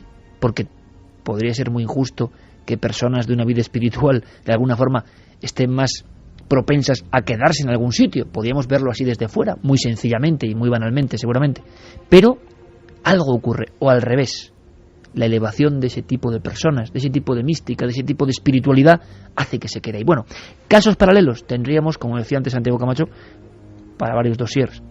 De los más desconocidos, y que son como un calco de este, en la calle Aníbal de Linares, en el año 95, hubo una serie de alaridos terribles, una serie de sonidos como de un agonizante, una investigación policial, intervención de las fuerzas de seguridad, provincia de Jaén, y es curioso, Albacete, Jaén, y toda la zona antigua de los íberos, turdetanos, yacimiento arqueológico con huesos bajo justo las casas donde esto ocurría. ¿Es suficiente que un yacimiento esté ahí debajo para darle una significación a un fenómeno? No, pero es una constante que tiene que hacernos pensar. Sí. En Cádiz, 1980, una barriada bastante humilde de las afueras de Cádiz sufre fenómenos parecidos a estos, algunos muy visuales. Por ejemplo, decían la aparición de un niño al final de un pasillo en una casa bastante humilde junto al balcón, mirando, un niño que evidentemente no existe, un niño que se disuelve, pero un niño que ven varias personas en diferentes pisos. Y luego, como ha comentado Santi, la panoplia casi completa de las 5 fases. Había un testimonio de alguien en la ducha y a través de las cortinas de la ducha ver al niño dentro del baño, y no hay nadie. Resulta que hay unas obras para hacer un aparcamiento, y esas obras, las palas de las excavadoras se topan con algo que apareció y que tú has recuperado a doble página en los periódicos de Cádiz. Lo llamaron el sepulcro global de los niños. Se encuentra un cementerio fenicio con unas 80 tumbas de niños en diferentes posiciones, diferentes posturas, los huesos enteros, la posición a veces fetal, las lápidas en forma redondeada, un extraño lugar, no se sabe si de enterramiento o de sacrificio, justo debajo de ese moderno bloque un tanto de características muy humildes, de realojamiento casi, encima de ese lugar. Y solo se descubre cuando las obras tocan la piedra antigua. Estos casos ocurren y pasan. Ahora, nuestros amigos, ahí está la investigación, y una investigación de libro realmente sorprendente, donde las haya, el puzzle como que se amolda, ¿no? La tuerca que entra perfectamente. ¿Nos contarán algo más los amigos de Milenio 3, Carmen? Pues sí, que nos cuentan muchos casos que han pasado en otras localidades. Luis No González, en la por zona ejemplo, no en esa zona, no tenemos en la más zona testimonios. tenían conocimiento de las obras que se habían realizado. Nos decían que, por ejemplo, posiblemente los restos son de monjes, ya que en esa plaza hubo un convento, nos lo decía Puchu. O sea, que esto lo sabía la gente, pero claro, en el 2010 fue muy público, claro, ¿no? Pero no en el año 82, por ejemplo, cuando empezaron los fenómenos. Qué curioso. No, nos hablan siempre de las noticias que se publicaron a raíz de esas obras que se hicieron y del convento de San Francisco, que además, lo apuntabais antes, del siglo XV, el más antiguo, que se encuentra en Albacete. Nos escriben de allí diciendo que Miguel Ángel, por ejemplo, dice una cosita: Albacete fue una de las provincias que más fusilamientos tuvo en la guerra civil. No tendrá nada que ver, ¿no? Habéis apuntado que había un orfanato, ¿no? Ahí muy interesante, es anterior a la guerra civil. 1912 aparece en los planos de Javi, pero es muy interesante. Yo lo hablaba hace poco con dos buenos amigos, Alberto Cerezuela y Paco Pérez Caballero. Tendrá que llegar el día en que se aborde el tema de marcas de la guerra civil, pero no a nivel político, sino a nivel del misterio, ¿verdad? Efectivamente, porque hay supongo que muchos lugares donde hay cicatrices de uno y otro bando. En cada provincia hay un sitio donde se asimila misterio o se comenta misterio en trincheras, lugares de este tipo, ¿no? Sí, y de hecho, fíjate que estaba yo acordándome de una cosa que había mencionado alguna vez en este programa. No tiene que ver con la guerra civil, pero sí con esos lugares donde luego aparecen huesos. Fíjate que yo de mi infancia tengo dos recuerdos de dos sitios que me parecían especialmente oscuros y especialmente siniestros. Y mucho después me enteré de que debajo de esos lugares había enterramientos. Uno de ellos lo sigue teniendo todavía. Uno era el Galerías Preciados de Arapiles, de la calle Arapiles. Encontraron 400 o 500 esqueletos allá abajo. A mí me llegaba a dar miedo de pequeño y me parecía, como en el siguiente sitio, donde todavía aún me lo parece, que la luz era como más tenue, como que había algo que se tragaba la claridad. Y la otra es el andén del metro de Tirso de Molina, que eso lo supe gracias al maravilloso libro de Clara Tahoces sobre misterios de Madrid, que dentro incluso debajo de las losas hay todavía un enterramiento que se dejó ahí cuando se hizo el metro en su día. Y los conventos en honor a San Francisco algo deben tener, porque me estoy acordando de que en Vitoria, el convento de San Francisco, que aún está en un patio interior, que por cierto está al lado del de casa de mi abuela, en una piña muy concreta de la parte antigua de Vitoria, ahí tenemos a nuestro gran amigo Enrique Chazarra, y está el edificio de Hacienda, las historias de la aparición de un niño, están un montón de vecinos, y es justo, y están y las columnas, incluso en capiteles del convento de San Francisco. Más mensajes, Carmen. Pues mira, David Argudo dice: conozco el barrio y los pisos tienen patios interiores y largos pasillos. Me da repelús solo pensarlo. Sandra Argandoña Martínez dice que acaba de pasar por esa plaza ahora mismo, que bueno, que ha sentido un escalofrío, que no sabe si eso está muy bien, ¿eh? Escuchar este programa y pasar justo por ahí. El programa, o simplemente que esa plaza tiene una energía especial. Y como te comentaba, nos llegan casos, por ejemplo, de Ceuta Dina, que vivía junto a un colegio de monjas, y habiendo niebla, si nos acercábamos se oía un coro de niños jugando de noche junto a él, también un corro. Cuando nos alejábamos se callaban en plena noche. Bueno, hay que decir que esto es importante, Carmen, que por supuesto no hay que estigmatizar ni mucho menos que la gente es más, la gente es muy valiente y cuenta, es una zona como otra cualquiera, no hay que marcar ni tener ningún miedo. Ahora con el repelús del programa puede ser, pero que sobre todo lo que hay es gente valiente, hay que decirlo. Sí. Juan Antonio nos decía: en mi pueblo existe una casa que perdió un antepasado mío en una apuesta y en la que suceden sucesos del cuarto tipo, Santi apunta, que se han comentado. Se dice que hasta que no vuelva mi familia nadie podrá vivir allí. Yo estuve viviendo 6 meses en la Cartuja de Porta Coeli y por las noches escuchaba los pasos de unos zapatos que se acercaban a mi celda y se paraban delante de mi puerta y yo empezaba a rezar, nos lo comentaba Aitor. Luis V. González, buenas madrugadas, me llamo Luis y soy de Murcia. He vivido mi infancia en un edificio donde murió un niño delante de su hermano cayendo desde el piso donde yo vivía por el hueco del ascensor, cuando el edificio estaba todavía en construcción. He oído el grito todos esos años y mi madre ha pasado un calvario. Todavía ocurren cosas allí.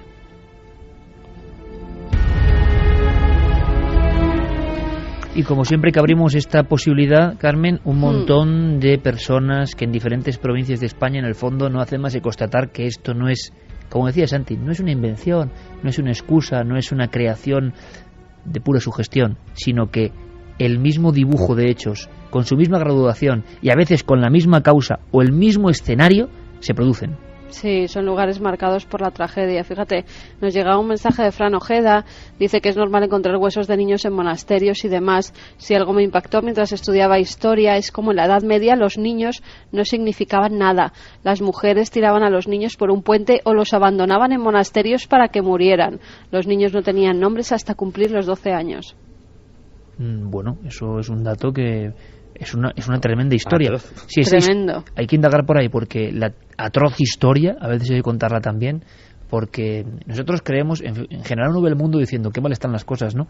Pero a veces no podemos ni imaginar lo que eran otros mundos mucho más, incluso insensibles en cierto momento. Mira, ha habido gente, Juan Antonio Barea, que ha estado en una librería que al parecer hay en esa misma plaza, es una tienda especializada en cómics, nos decía que está situada justo en el sitio donde hablamos, y que realmente pues que él se sentía mal, que al entrar en la tienda, cuando su novia estaba mirando cosas, que él se tenía que salir a la calle porque notaba que le faltaba el aire en el interior, y que un amigo que iba con él se salió porque le vio muy mala cara para preguntar qué pasaba. O sea, lugares donde la gente no está muy a gusto. Bueno, ¿y su gestión o algo más? Pues ahí dejamos la duda, pero desde luego el caso es como un perfecto encaje de bolillos. Gran investigación, compañero, habrá que seguir indagando. Si alguien es valiente, tiene toda la semana con las diferentes vías de contacto para escribirnos, porque Javier Pérez Campos, sabueso tras el misterio, continúa su investigación, y conforme más testimonios, más cosas, más elementos,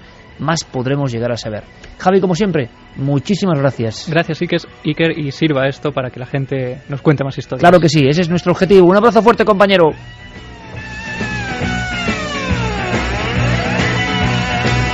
A la vuelta nos hablará Javier Sierra, que está recorriendo prácticamente España, el mundo de la cebachina, crónica desde México, porque ha pasado algo muy sorprendente, muy raro en México. No solo lo de esa niña que contaba Carmen, sino algo de verdad marcado a fuego de alguna forma.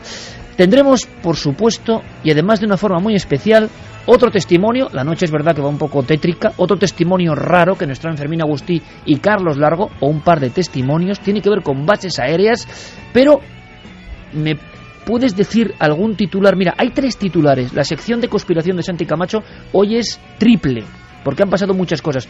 ¿Me das el titular de solo una de ellas, por ejemplo?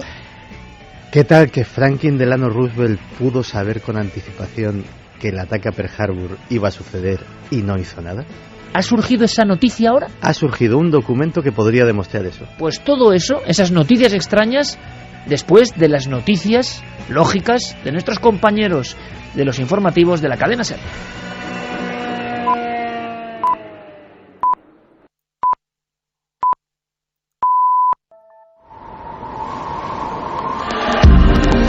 Nunca antes habías estado tan cerca de lo desconocido. Milenio 3, cadena SER. Sí, además nos lo hacían saber a través de todas las plataformas, Iker. Muchos de ellos no solamente nos escuchan en directo, sino que luego repiten y reescuchan el programa a través de los podcasts y de otros medios que hay por la red. Así que fíjate, no solo nos escuchan, sino que repiten oyendo esos programas, además de, claro, de todos los que llevamos durante 10 años, que la gente dice que es que tiene los iPod, los iPad completamente llenos de todos los temas que tratamos. Pero claro que sí, nosotros intentaremos siempre dar lo mejor. Es lo que hemos hecho durante todos estos años, y cada uno de esos oyentes que nos escucha a través de cualquier medio, simplemente darle las gracias, Iker, porque sabemos que tienen una calidad humana extraordinaria. Y vamos ahora con los resultados de esa encuesta del debate de la semana en Milenio 3. Pueden seguir votando durante estos 7 días hasta que volvamos el próximo sábado, porque vamos a interesarnos por el medio en el que nos escuchan. ¿Cómo escuchas Milenio 3? Pues en directo ha bajado un poquito, 49,4%, y por internet 50,6%. Pero vamos, que es que está, yo creo que es de las encuestas más equilibradas que hemos tenido nunca. Sí, pero qué curioso, Carmen, que estemos hablando de esto y que de pronto, justo cuando estamos, yo sabes que las señales creo mucho en ellas, justo cuando estamos hablando de esto, internet se ponga por encima de la recepción en directo del programa. El mundo está cambiando. Quien no quiera verlo es su problema, y nosotros no nos vamos a quedar atrás. Eso desde luego, con un sinfín de cosas que nos emocionan, que están ahí, porque hay una cosa que es verdad: sería absurdo ser los mismos del 2002, ¿no? Sería absurdo, porque significaría Santiago Camacho, Carmen, Javi, Carlos, Noel, Fermín, Diego, Guillermo, Javier Sierra. Sería absurdo ser los mismos, porque es que no somos los mismos porque hemos aprendido o desaprendido, pero nuestra experiencia vital, nuestra visión del misterio no puede ser la misma. No queremos estar siempre con las mismas cantinelas, queremos ampliar abanico, siempre lo hemos hecho desde el principio, ampliar. Yo recuerdo muchos temas que eran criticados porque no eran misterio clásico, pero oiga, ¿esto es un programa de misterios o qué? Oiga, si usted le quiere pasar miedo solo, este no es su programa, eso está clarísimo, lo he dicho yo durante años. Somos un grupo de soñadores, somos un grupo de personas que creemos en lo sagrado de la fantasía. Somos un grupo de personas a los que no nos han limado la imaginación.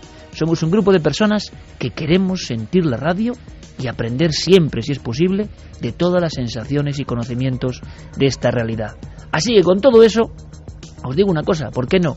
Con nacimiento, renacimiento y ilusión intactas, no, mucho más fuerte que antes incluso, esta nave prosigue, este Drakkar, esta especie de embarcación que no sabemos ni hacia dónde va, sigue con viento muy firme. Gracias por estar ahí, gracias por insuflar también energía en nuestras velas. Y como dudamos de todo y de todos, y como no tenemos ninguna verdad establecida, y como solo somos observadores, eso sí, muy atentos de todo lo que pasa, y no nos casamos con nadie, de inmediato yo quiero, Noel, que suene ese viejo piano que lleva, parece mentira, Este pianista lleva una década prácticamente diciéndonos, solamente rasgando el aire con las teclas, que llega un momento en que la conspiración entra. Cuando la conspiración, yo recuerdo que no era ni tema del misterio prácticamente, porque no son temas del misterio, es actitudes ante las cosas. Y esta actitud que encarna Santiago Camacho y que comprendemos y continuamos es, oiga, esta realidad está compuesta de cosas que uno no se puede fiar de ellas 100%, que todo lo que era objetivo puede variar, que lo que se había dicho A resulta que será un expediente y es B, y nos pone en nuestro lugar. Conspiraciones Santiago Camacho y, por si fuera poco, conspiración triple amigo.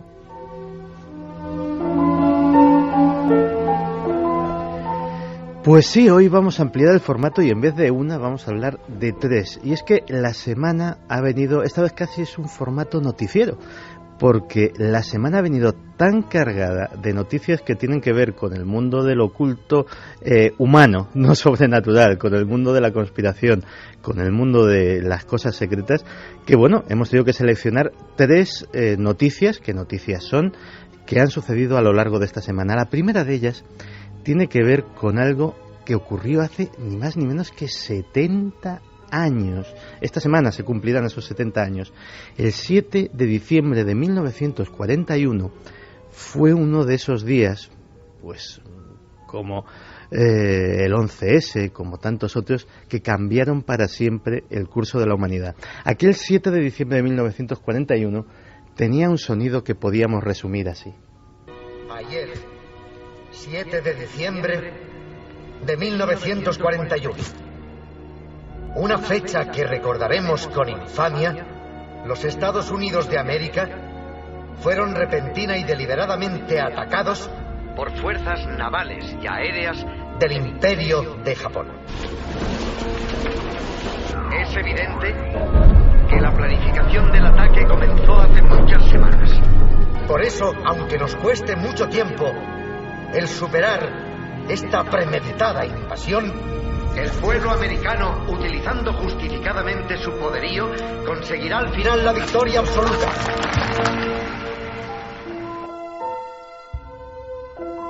El 7 de diciembre de 1941, la Armada Imperial Japonesa atacó la base naval de Pearl Harbor, en Hawái, causando 2.500 muertos y un daño importantísimo a la flota estadounidense del Pacífico, aunque curiosamente, dicen que de milagro, los 3 portaaviones que había estacionados en aquella base naval, justo el día anterior zarparon y se libraron de este ataque. Esos portaaviones serían absolutamente claves en la victoria estadounidense en la Guerra del Pacífico. ¿Y por qué nos acordamos de algo que ocurrió hace 70 años? ¿Y por qué es noticia esta semana? Porque esta semana ha salido a la luz un memorándum desclasificado de la Oficina de Inteligencia... Justo esta semana del 70 aniversario. Justo esta semana del 70 aniversario. De la Oficina de Inteligencia Naval. Y ese memorándum al presidente, fechado el día 4 de diciembre, es decir, 3 días antes del ataque, avisaba de la posibilidad casi inminencia de un ataque japonés a Hawái o el Canal de Panamá. Dejaban esa puerta abierta a uno de los objetivos. Claro, uno puede decir, bueno, es uno de los muchos papeles de aquella época que salen a la luz, pero es que siempre ha habido una teoría conspiranoica, que decía que el presidente Franklin Delano Roosevelt sabía con anticipación que iba a ocurrir ese ataque a Pearl Harbor y no hizo nada para impedirlo. Y uno puede decir, bueno, pues qué barbaridad, ¿por qué? Una encuesta Gallup de ese mismo año sacó a la luz que el 88% de la población estadounidense estaba abiertamente en contra de la intervención de su país en la Segunda Guerra Mundial. Sin embargo, Franklin Delano Roosevelt, estadista como era, sabía que era vital para los Estados Unidos participar en esa guerra, no solamente para liberar a la Europa oprimida pues de la amenaza del fascismo, sino porque sabía muy bien que fuera quien fuera el vencedor de aquella contienda, después se iba a repartir el mundo, como realmente sucedió. Se repartió en los dos bloques que lideraron la Guerra Fría, que duró las décadas posteriores. Y obviamente los Estados Unidos tenían que estar presentes en ese reparto.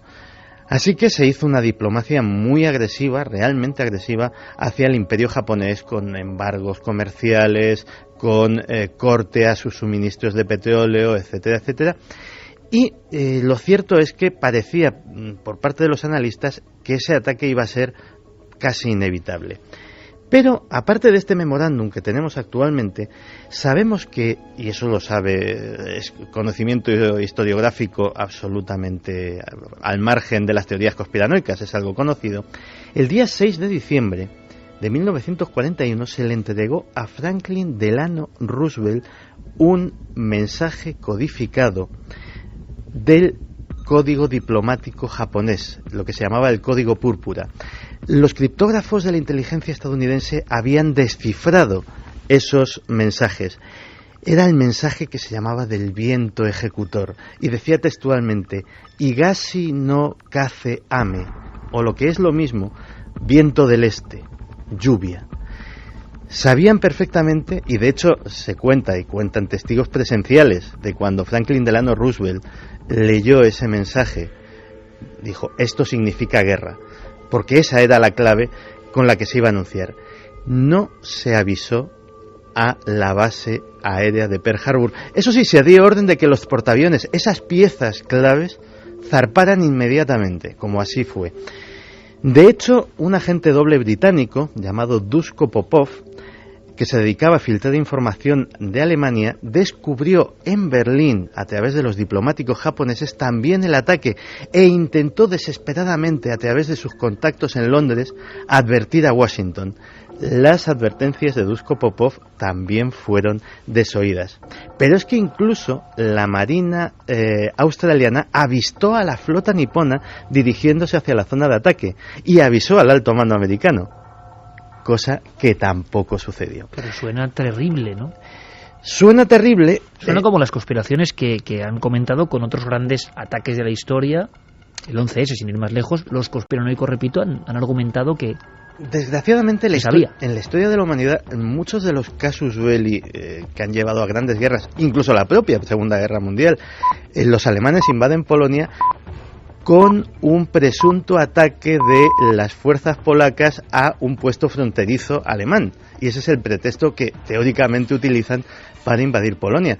Pero la historia de los casus belli es apasionante en cuanto a que prácticamente ninguno se salva de la manipulación en uno u otro grado. Pues sería bueno recordar en un dossier o en un ranking, Santiago, en esta sección mismo, esos casus belli, y se sabe ahora que había hilos extraños por detrás, que ya no nos extraña nada, claro, pero que en acontecimientos como Pearl Harbor, ni más ni menos, ocurra esto, Bueno, los americanos, fíjate lo que tienen, ¿no? Que van y lo sacan. Sí, efectivamente, o sea, eso es una cosa que... Hay otro casus belli norteamericano, que también es público y notorio, que fue manipulado, que es el que les llevó a la guerra de Vietnam, que es el famoso incidente del Golfo de Tonkin, en el que un buque norteamericano fue presuntamente atacado por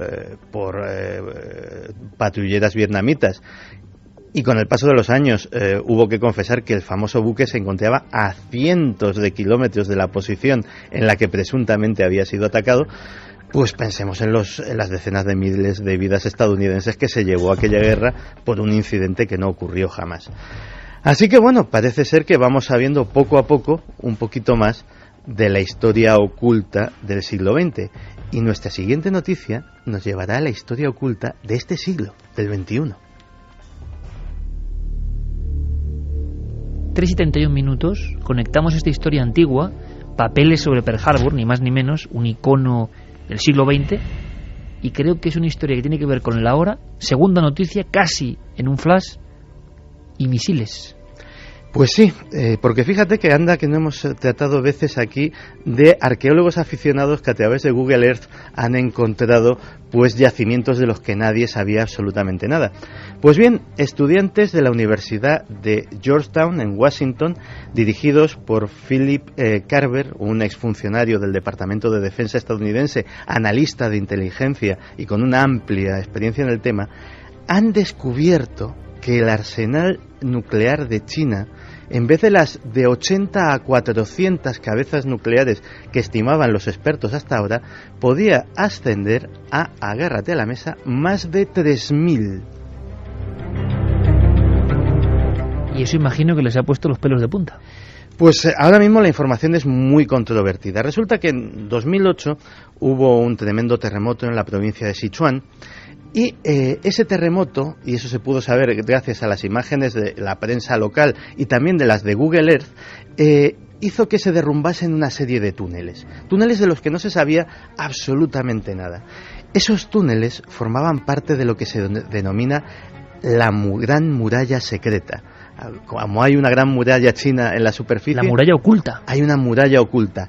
Más de 3.000 kilómetros de galerías absolutamente secretas en las que estarían almacenados esas cabezas nucleares, desplazándose bajo tierra casi por todo el país.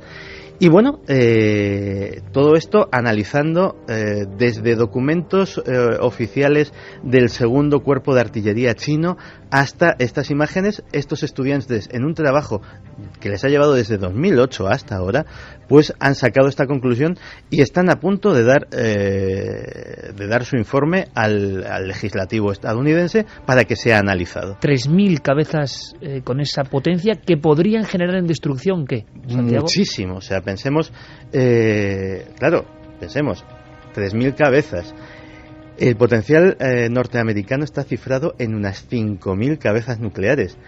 Y el de Rusia, que parece que es una potencia que ahora mismo está de capa caída, en más de 8.000. Es decir, digamos que le colocaría como poco al nivel de las grandes potencias atómicas. Este ranking da bastante miedo, ¿eh? Y aún tenemos una última noticia en esta especie de informativo de la conspiración. Decíamos que Wikileaks, poco menos que había que ponerle el RIP, ¿no? Pues... Pero resucita. Vamos que se ha resucitado. Wikileaks, esta semana, Julian Assange ha dado una rueda de prensa en Londres y ha desvelado 287 documentos. ¿Documentos que tratan sobre qué? Que nos lo cuente el propio Julian Assange. Today we release over 287 files. Hoy colgamos más de 287 documentos que revelan la escala real de la industria internacional de vigilancia de las masas populares. Una industria que vende tecnología a los regímenes tanto democráticos como dictatoriales para controlar a la población de países enteros. Cualquiera que tenga un iPhone, una BlackBerry o un correo de Gmail está vendido. Well, you're all screwed. Claro, pues entonces casi todo el mundo está vendido. ¿Pero a qué se refiere exactamente? Vamos a ver, Julian Assange ha desclasificado estos casi 300 documentos de empresas privadas de todo el mundo, parece ser que alguna española hay, que se dedican al negocio de vender a gobiernos particulares y otras empresas mecanismos para el espionaje electrónico. Cosas que se pueden hacer y que yo he descubierto a través de estos documentos y me han dejado asombrados. ¿Sabes que se puede seguir a una persona a través de su smartphone aunque éste esté apagado?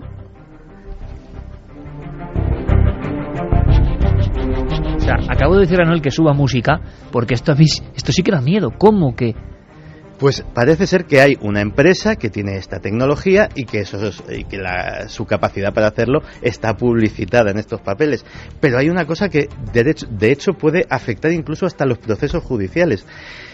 Según el diario italiano L'Espresso, que es uno de los que se ha hecho eco de estos documentos, hay otra empresa que publicita un sistema no solamente para intervenir los correos electrónicos o los SMS que te mandan o que recibes, sino para introducir en tu dispositivo electrónico SMS que no has enviado nunca. Es decir, con toda la apariencia de que proceden de tu aparato y que puede recibir los otros. Y que son indistinguibles de alguna forma. Efectivamente. Incluso en un proceso judicial, por ejemplo, Santiago Camacho ha enviado un SMS a tal investigador y le ha hecho no sé cuántos insultos, improperios, y ese otro investigador le demanda. Y resulta que el SMS que tú no has mandado está ahí escrito por ti con tu dirección y con todos los elementos informáticos para trazarlo hasta tu dispositivo electrónico. Eso es un poco maquiavélico, ¿no? Claro, imagínate con esta documentación en la mano, a ver a partir de ahora quién pone un SMS o un correo electrónico como prueba, cuando un abogado o un fiscal puede decir, mire usted, estos papeles demuestran que esto es perfectamente adulterable con los medios adecuados. Pero esto es un ejemplo, Santi, lo que estamos contando. Está cambiando el mundo a tal velocidad que cosas que nos parecen incomprensibles. Aquí está la prueba. Usted mandó un mensaje y dijo, te voy a matar, y luego ocurrió esto. Y uno no tiene nada que ver. Es la trampa de la tecnología y de quienes manejan parte de la tecnología. Pero ahora viene lo más divertido de todo este asunto. ¿Crees que Julian Assange ha tenido que escarbar realmente mucho para conseguir esto? No. Se trata de documentos que proceden de una feria comercial, la conferencia ISS, que se celebra todos los años y en la que exponen sus productos todas estas empresas.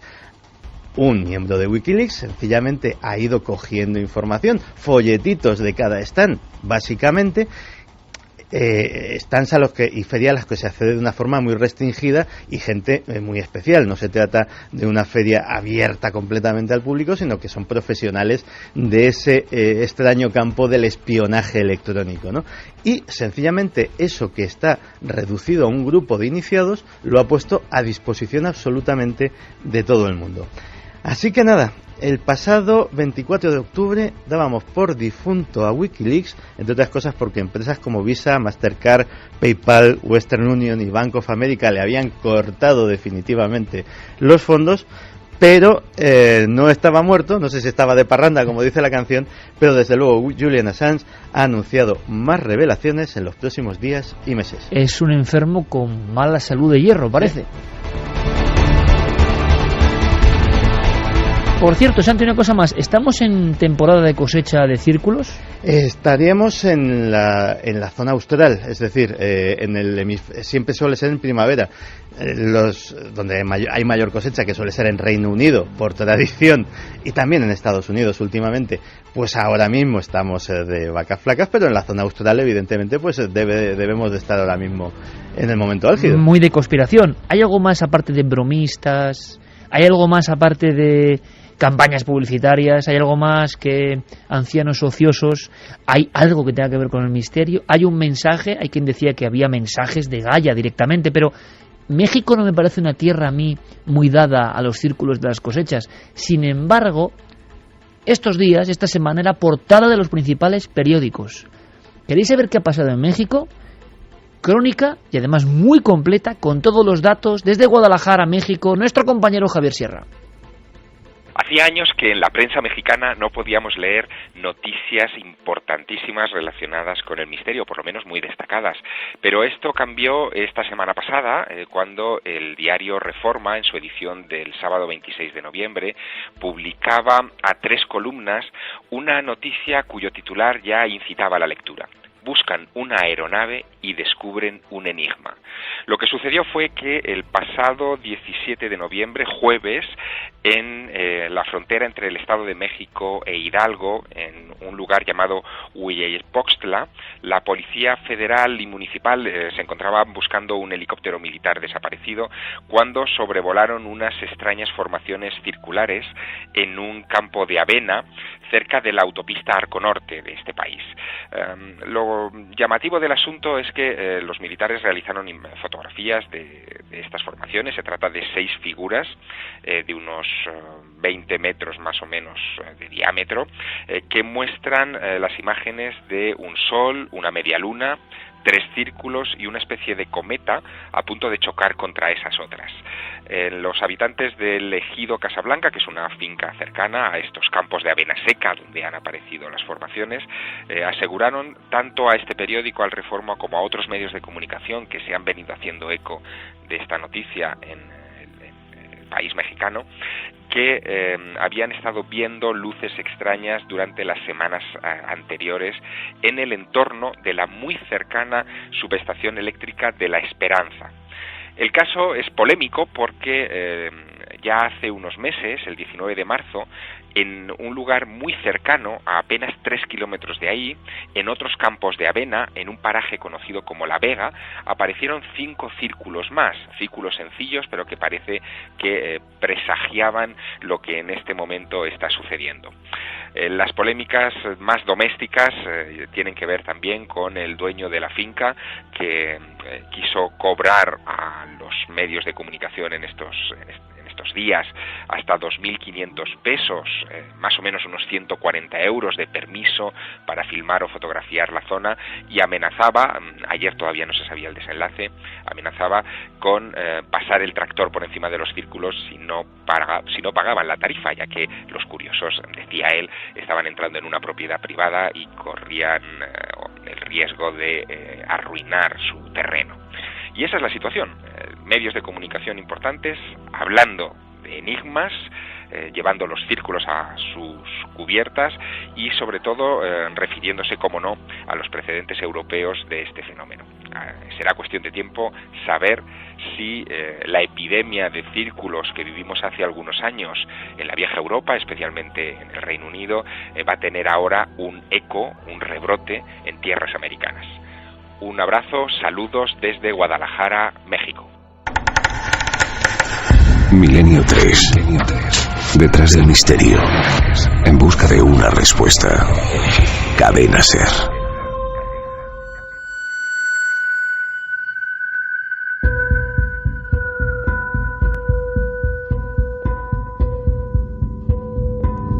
Esta noche hemos tenido un dossier completísimo, yo creo, de unos acontecimientos misteriosos y además con un porqué, con una raíz, con una investigación, con un paso a paso. Y nosotros queremos estar siempre muy atentos al espejo que representáis. Miles y miles y miles de amigos de todas partes del mundo, con sus experiencias, su conocimiento, sus testimonios, sus investigaciones. Siempre, siempre, tengo que decirlo, las vías de contacto de nuestro programa, las diversas vías, por ejemplo el Facebook o el Twitter que Guillermo León organiza magníficamente en la nave del misterio, en Facebook por ejemplo, siempre son lugares donde se puede dar una pista, un testimonio, y luego nosotros profundizaremos. Estamos recopilando casos que nos parecen sumamente interesantes, casos diversos, casos que demuestran que cierta fenomenología que creíamos olvidada sigue ocurriendo. Fermín, compañero, buenas noches. Buenas noches, Iker. Es un caso raro, hacía mucho tiempo que no se oían cosas de este tipo. Vamos a escucharlo con toda la libertad. Tiene que ver, eso sí, con un entorno absolutamente clásico: bases aéreas. Bases militares aéreas, esta vez en Cádiz, en Jerez de la Frontera. Además es una base militar abandonada. Bueno, que eso le da un buque, ¿no? Un cáliz sí. Misterioso. Pues es en la base militar de Jerez de la Frontera. Entonces se hacen los turnos de guardia por las noches.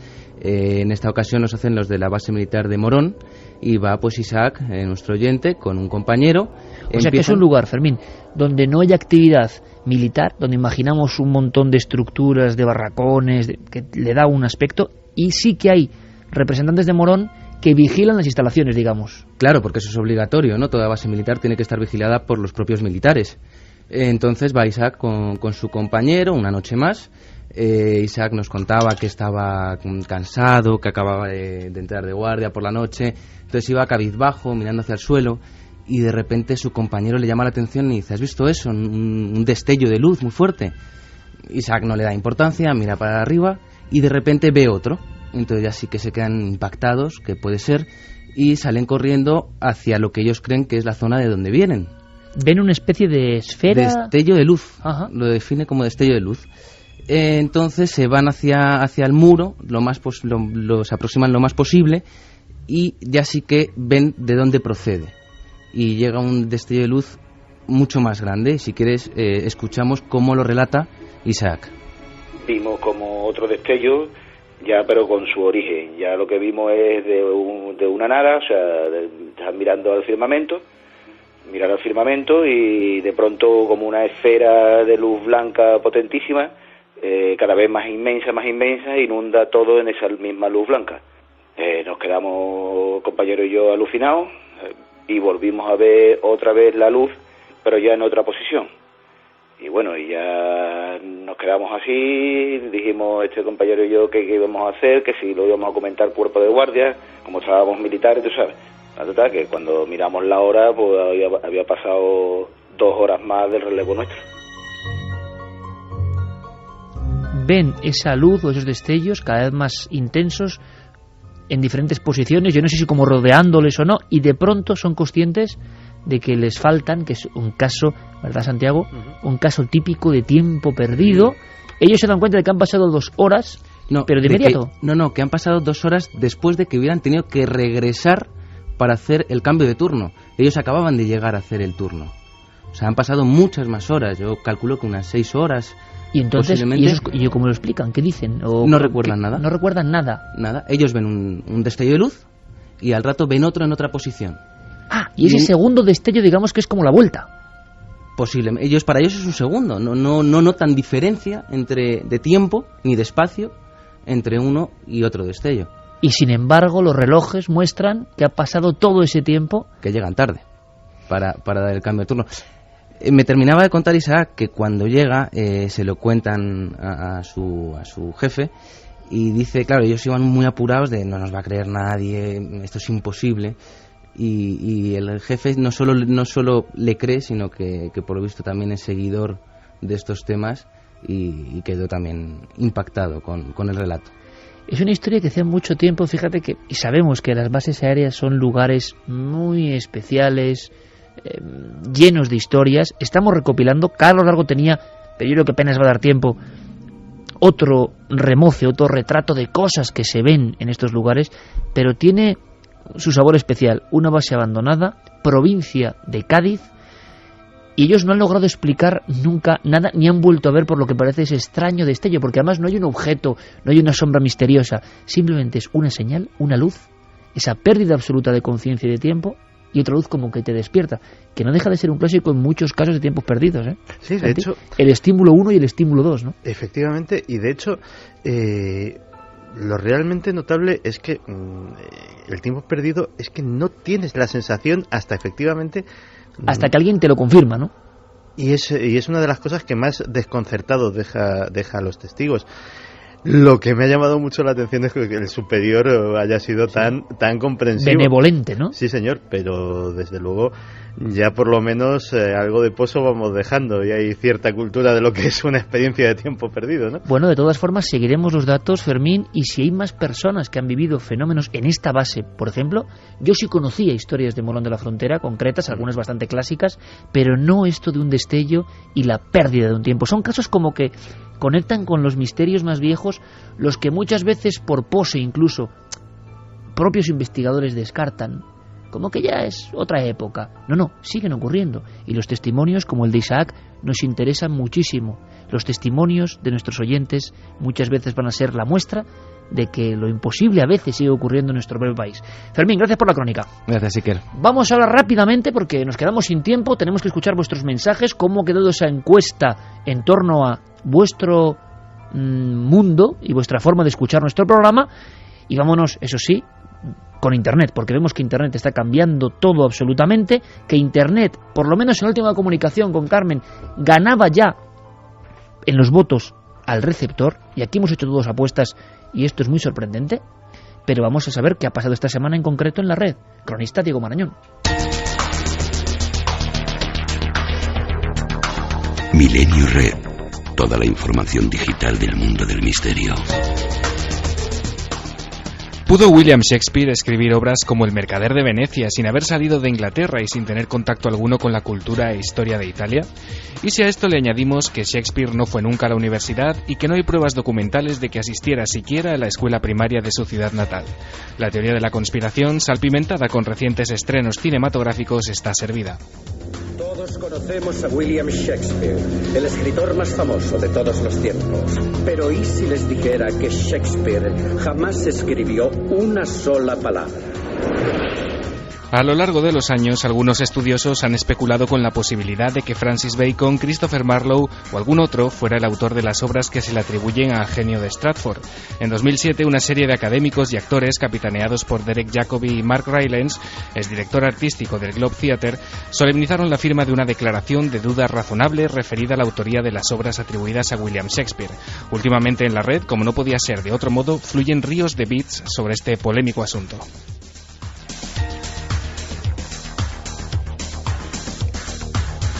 El revuelo lleva ya varias semanas haciéndose notar y motivos no faltan. Hace un mes, el Congreso de los Estados Unidos introdujo un proyecto de ley con la intención de aprobar el acta para detener la piratería en línea. La letra pequeña del asunto, que en el plazo de 2 semanas tendrá que definirse por completo, ha generado un debate de alcance mundial por lo radical de su propuesta, que va desde cerrar páginas alojadas en cualquier país del mundo hasta bloquear su financiación económica al más puro estilo Wikileaks. El proyecto inquieta a los usuarios de la red y es por eso que, paralelamente a la propuesta del Congreso, ha surgido Darknet Plan, nombre de otra iniciativa que busca crear una segunda Internet. La idea, cuentan, es crear una red verdaderamente autónoma, incensurable, inalámbrica y con arquitectura horizontal en lo posible, justo lo contrario de nuestra actual Internet. Hasta ahora, 10.000 personas se han sumado al proyecto y ha sido visitado por otras 200.000. ¿Puede decirme qué clase de cucaracha es? Dios mío. ¿Su tamaño es poco normal? Pues sí, pero tal vez no para un microprocesador. ¿Está sugiriendo que es un ingenio mecánico? Leí sobre un especialista en inteligencia artificial que diseña robots que parecen insectos y se comportan como ellos. De nuevo, la realidad supera la ficción. Investigadores de la Escuela de Ingeniería de la Universidad de Michigan han desarrollado insectos cyborg que serán empleados para controlar situaciones de emergencia o explorar lugares peligrosos. En el sistema desarrollado, la energía generada por los propios insectos a partir del calor de su cuerpo o del movimiento de sus alas es empleada para el suministro de cámaras de vídeo, micrófonos o cualquier otro tipo de sensores incorporados. La investigación se ha desarrollado en el marco del programa Diseño de Insectos Híbridos Micromecánicos de la Agencia de Investigación Avanzada de Proyectos para Defensa de Estados Unidos, la archiconocida y oscura DARPA. Aunque pueda parecer ciencia ficción, el desarrollo de sistemas para el control de insectos y la implantación de sensores sobre estos es algo en lo que se trabaja desde hace tiempo.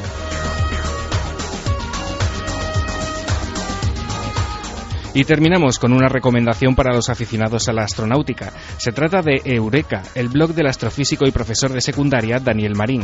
Eureka nació en 2004 como un modesto blog personal, creciendo a lo largo de los años y especializándose en la divulgación científica y sobre todo en temas relacionados con la astronáutica y la astronomía. Desde la Tierra, desde los observatorios terrestres, se han detectado planetas rocosos. Por ejemplo, se me ocurre ahora Gliese 581e, un planeta de apenas 2 masas terrestres, o sea, 2 veces la masa de la Tierra.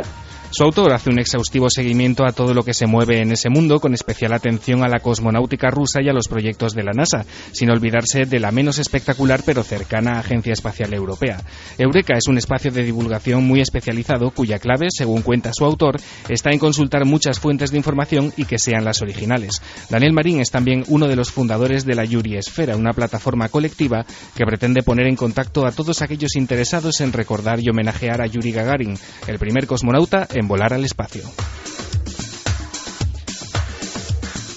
Aquí lo dejamos. Si queréis profundizar más en estas historias, nuestro compañero Guillermo León os facilitará los enlaces necesarios para ello. Nosotros nos escuchamos de nuevo dentro de 7 días, porque el misterio nunca se detiene y porque el misterio continúa en la red.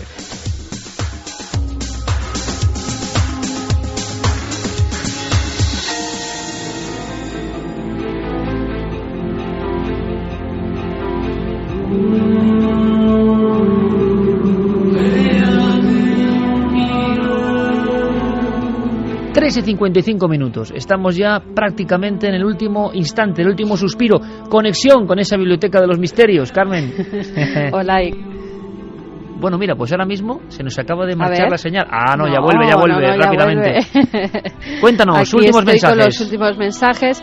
Vamos con ello. Rafa de Bien, Teruel nos bien dice... arropada, ¿no? Bien vigilada, todo bien. Sí, vale. Está todo muy bien. El ataque a Pearl Harbor cogió a la flota del Pacífico de los Estados Unidos por sorpresa, pero en Washington la administración Roosevelt era plenamente consciente del ataque que estaba por venir. Nos dicen también, Arantxa, que era de esperar que Wikileaks seguiría dando guerra. Gracias, Santi, por las novedades, y a ver si pronto te llevas al estudio a alguno de esos amigos tuyos raros que tienes. Sí, volverán. Que ya la gente lo está pidiendo. Volverán. Laura II dice ahora mismo desde el Hospital de Alicante un saludo de parte de todos los que estamos de guardia. Pues y que un abrazo muy grande al Hospital de Alicante tremenda. Y a todos los hospitales, desde luego, la gente que está ahí trabajando de noche y salvando vidas, que nos olvidamos muchas veces de la labor de estos ángeles de los hospitales. Un abrazo para todos. José Hidalgo nos dice que vivió durante un año en un piso de estudiantes a 3 calles de la plaza de la que hablábamos antes. Os cuento lo sucedido. Todo fue en el curso 2001-2002.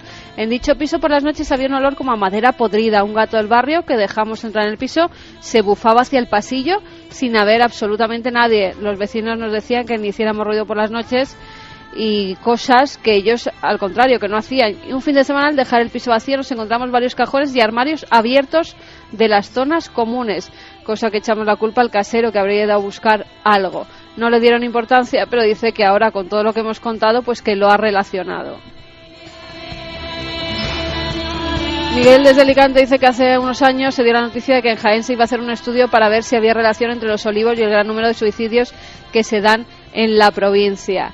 María López, buenas noches, impresionante el dossier de hoy. En mi ciudad hay unos edificios construidos a principios del siglo XX, justo en la convergencia del antiguo convento de San Francisco y lo que fue un cementerio judío. Se rumorea que se dan ciertos fenómenos de las fases 1 y 2 según la nivelación de Santi, pero nadie se atreve a hablar de ello de modo público. Oye, a mí eso me ha encantado. Fases 1 y 2 de la nivelación de Santi. Y por favor, ya está el bautismo. Me da igual quién utilizara la fase por primera vez. A partir de ahora, en cualquier fenómeno, por favor, utilicemos la plantilla del maestro Camacho. Está clarísimo. No es mía, o sea. Da igual. Oye, os voy a dar la ganadora. Venga. Que si no me da tiempo. Rosa María Portal, esos 9 libros, la saga de Caballo de Troya. Gracias a Planeta por dejarnos sortear esas nuevas obras revisadas, las que Juanjo pues aporta más cosas.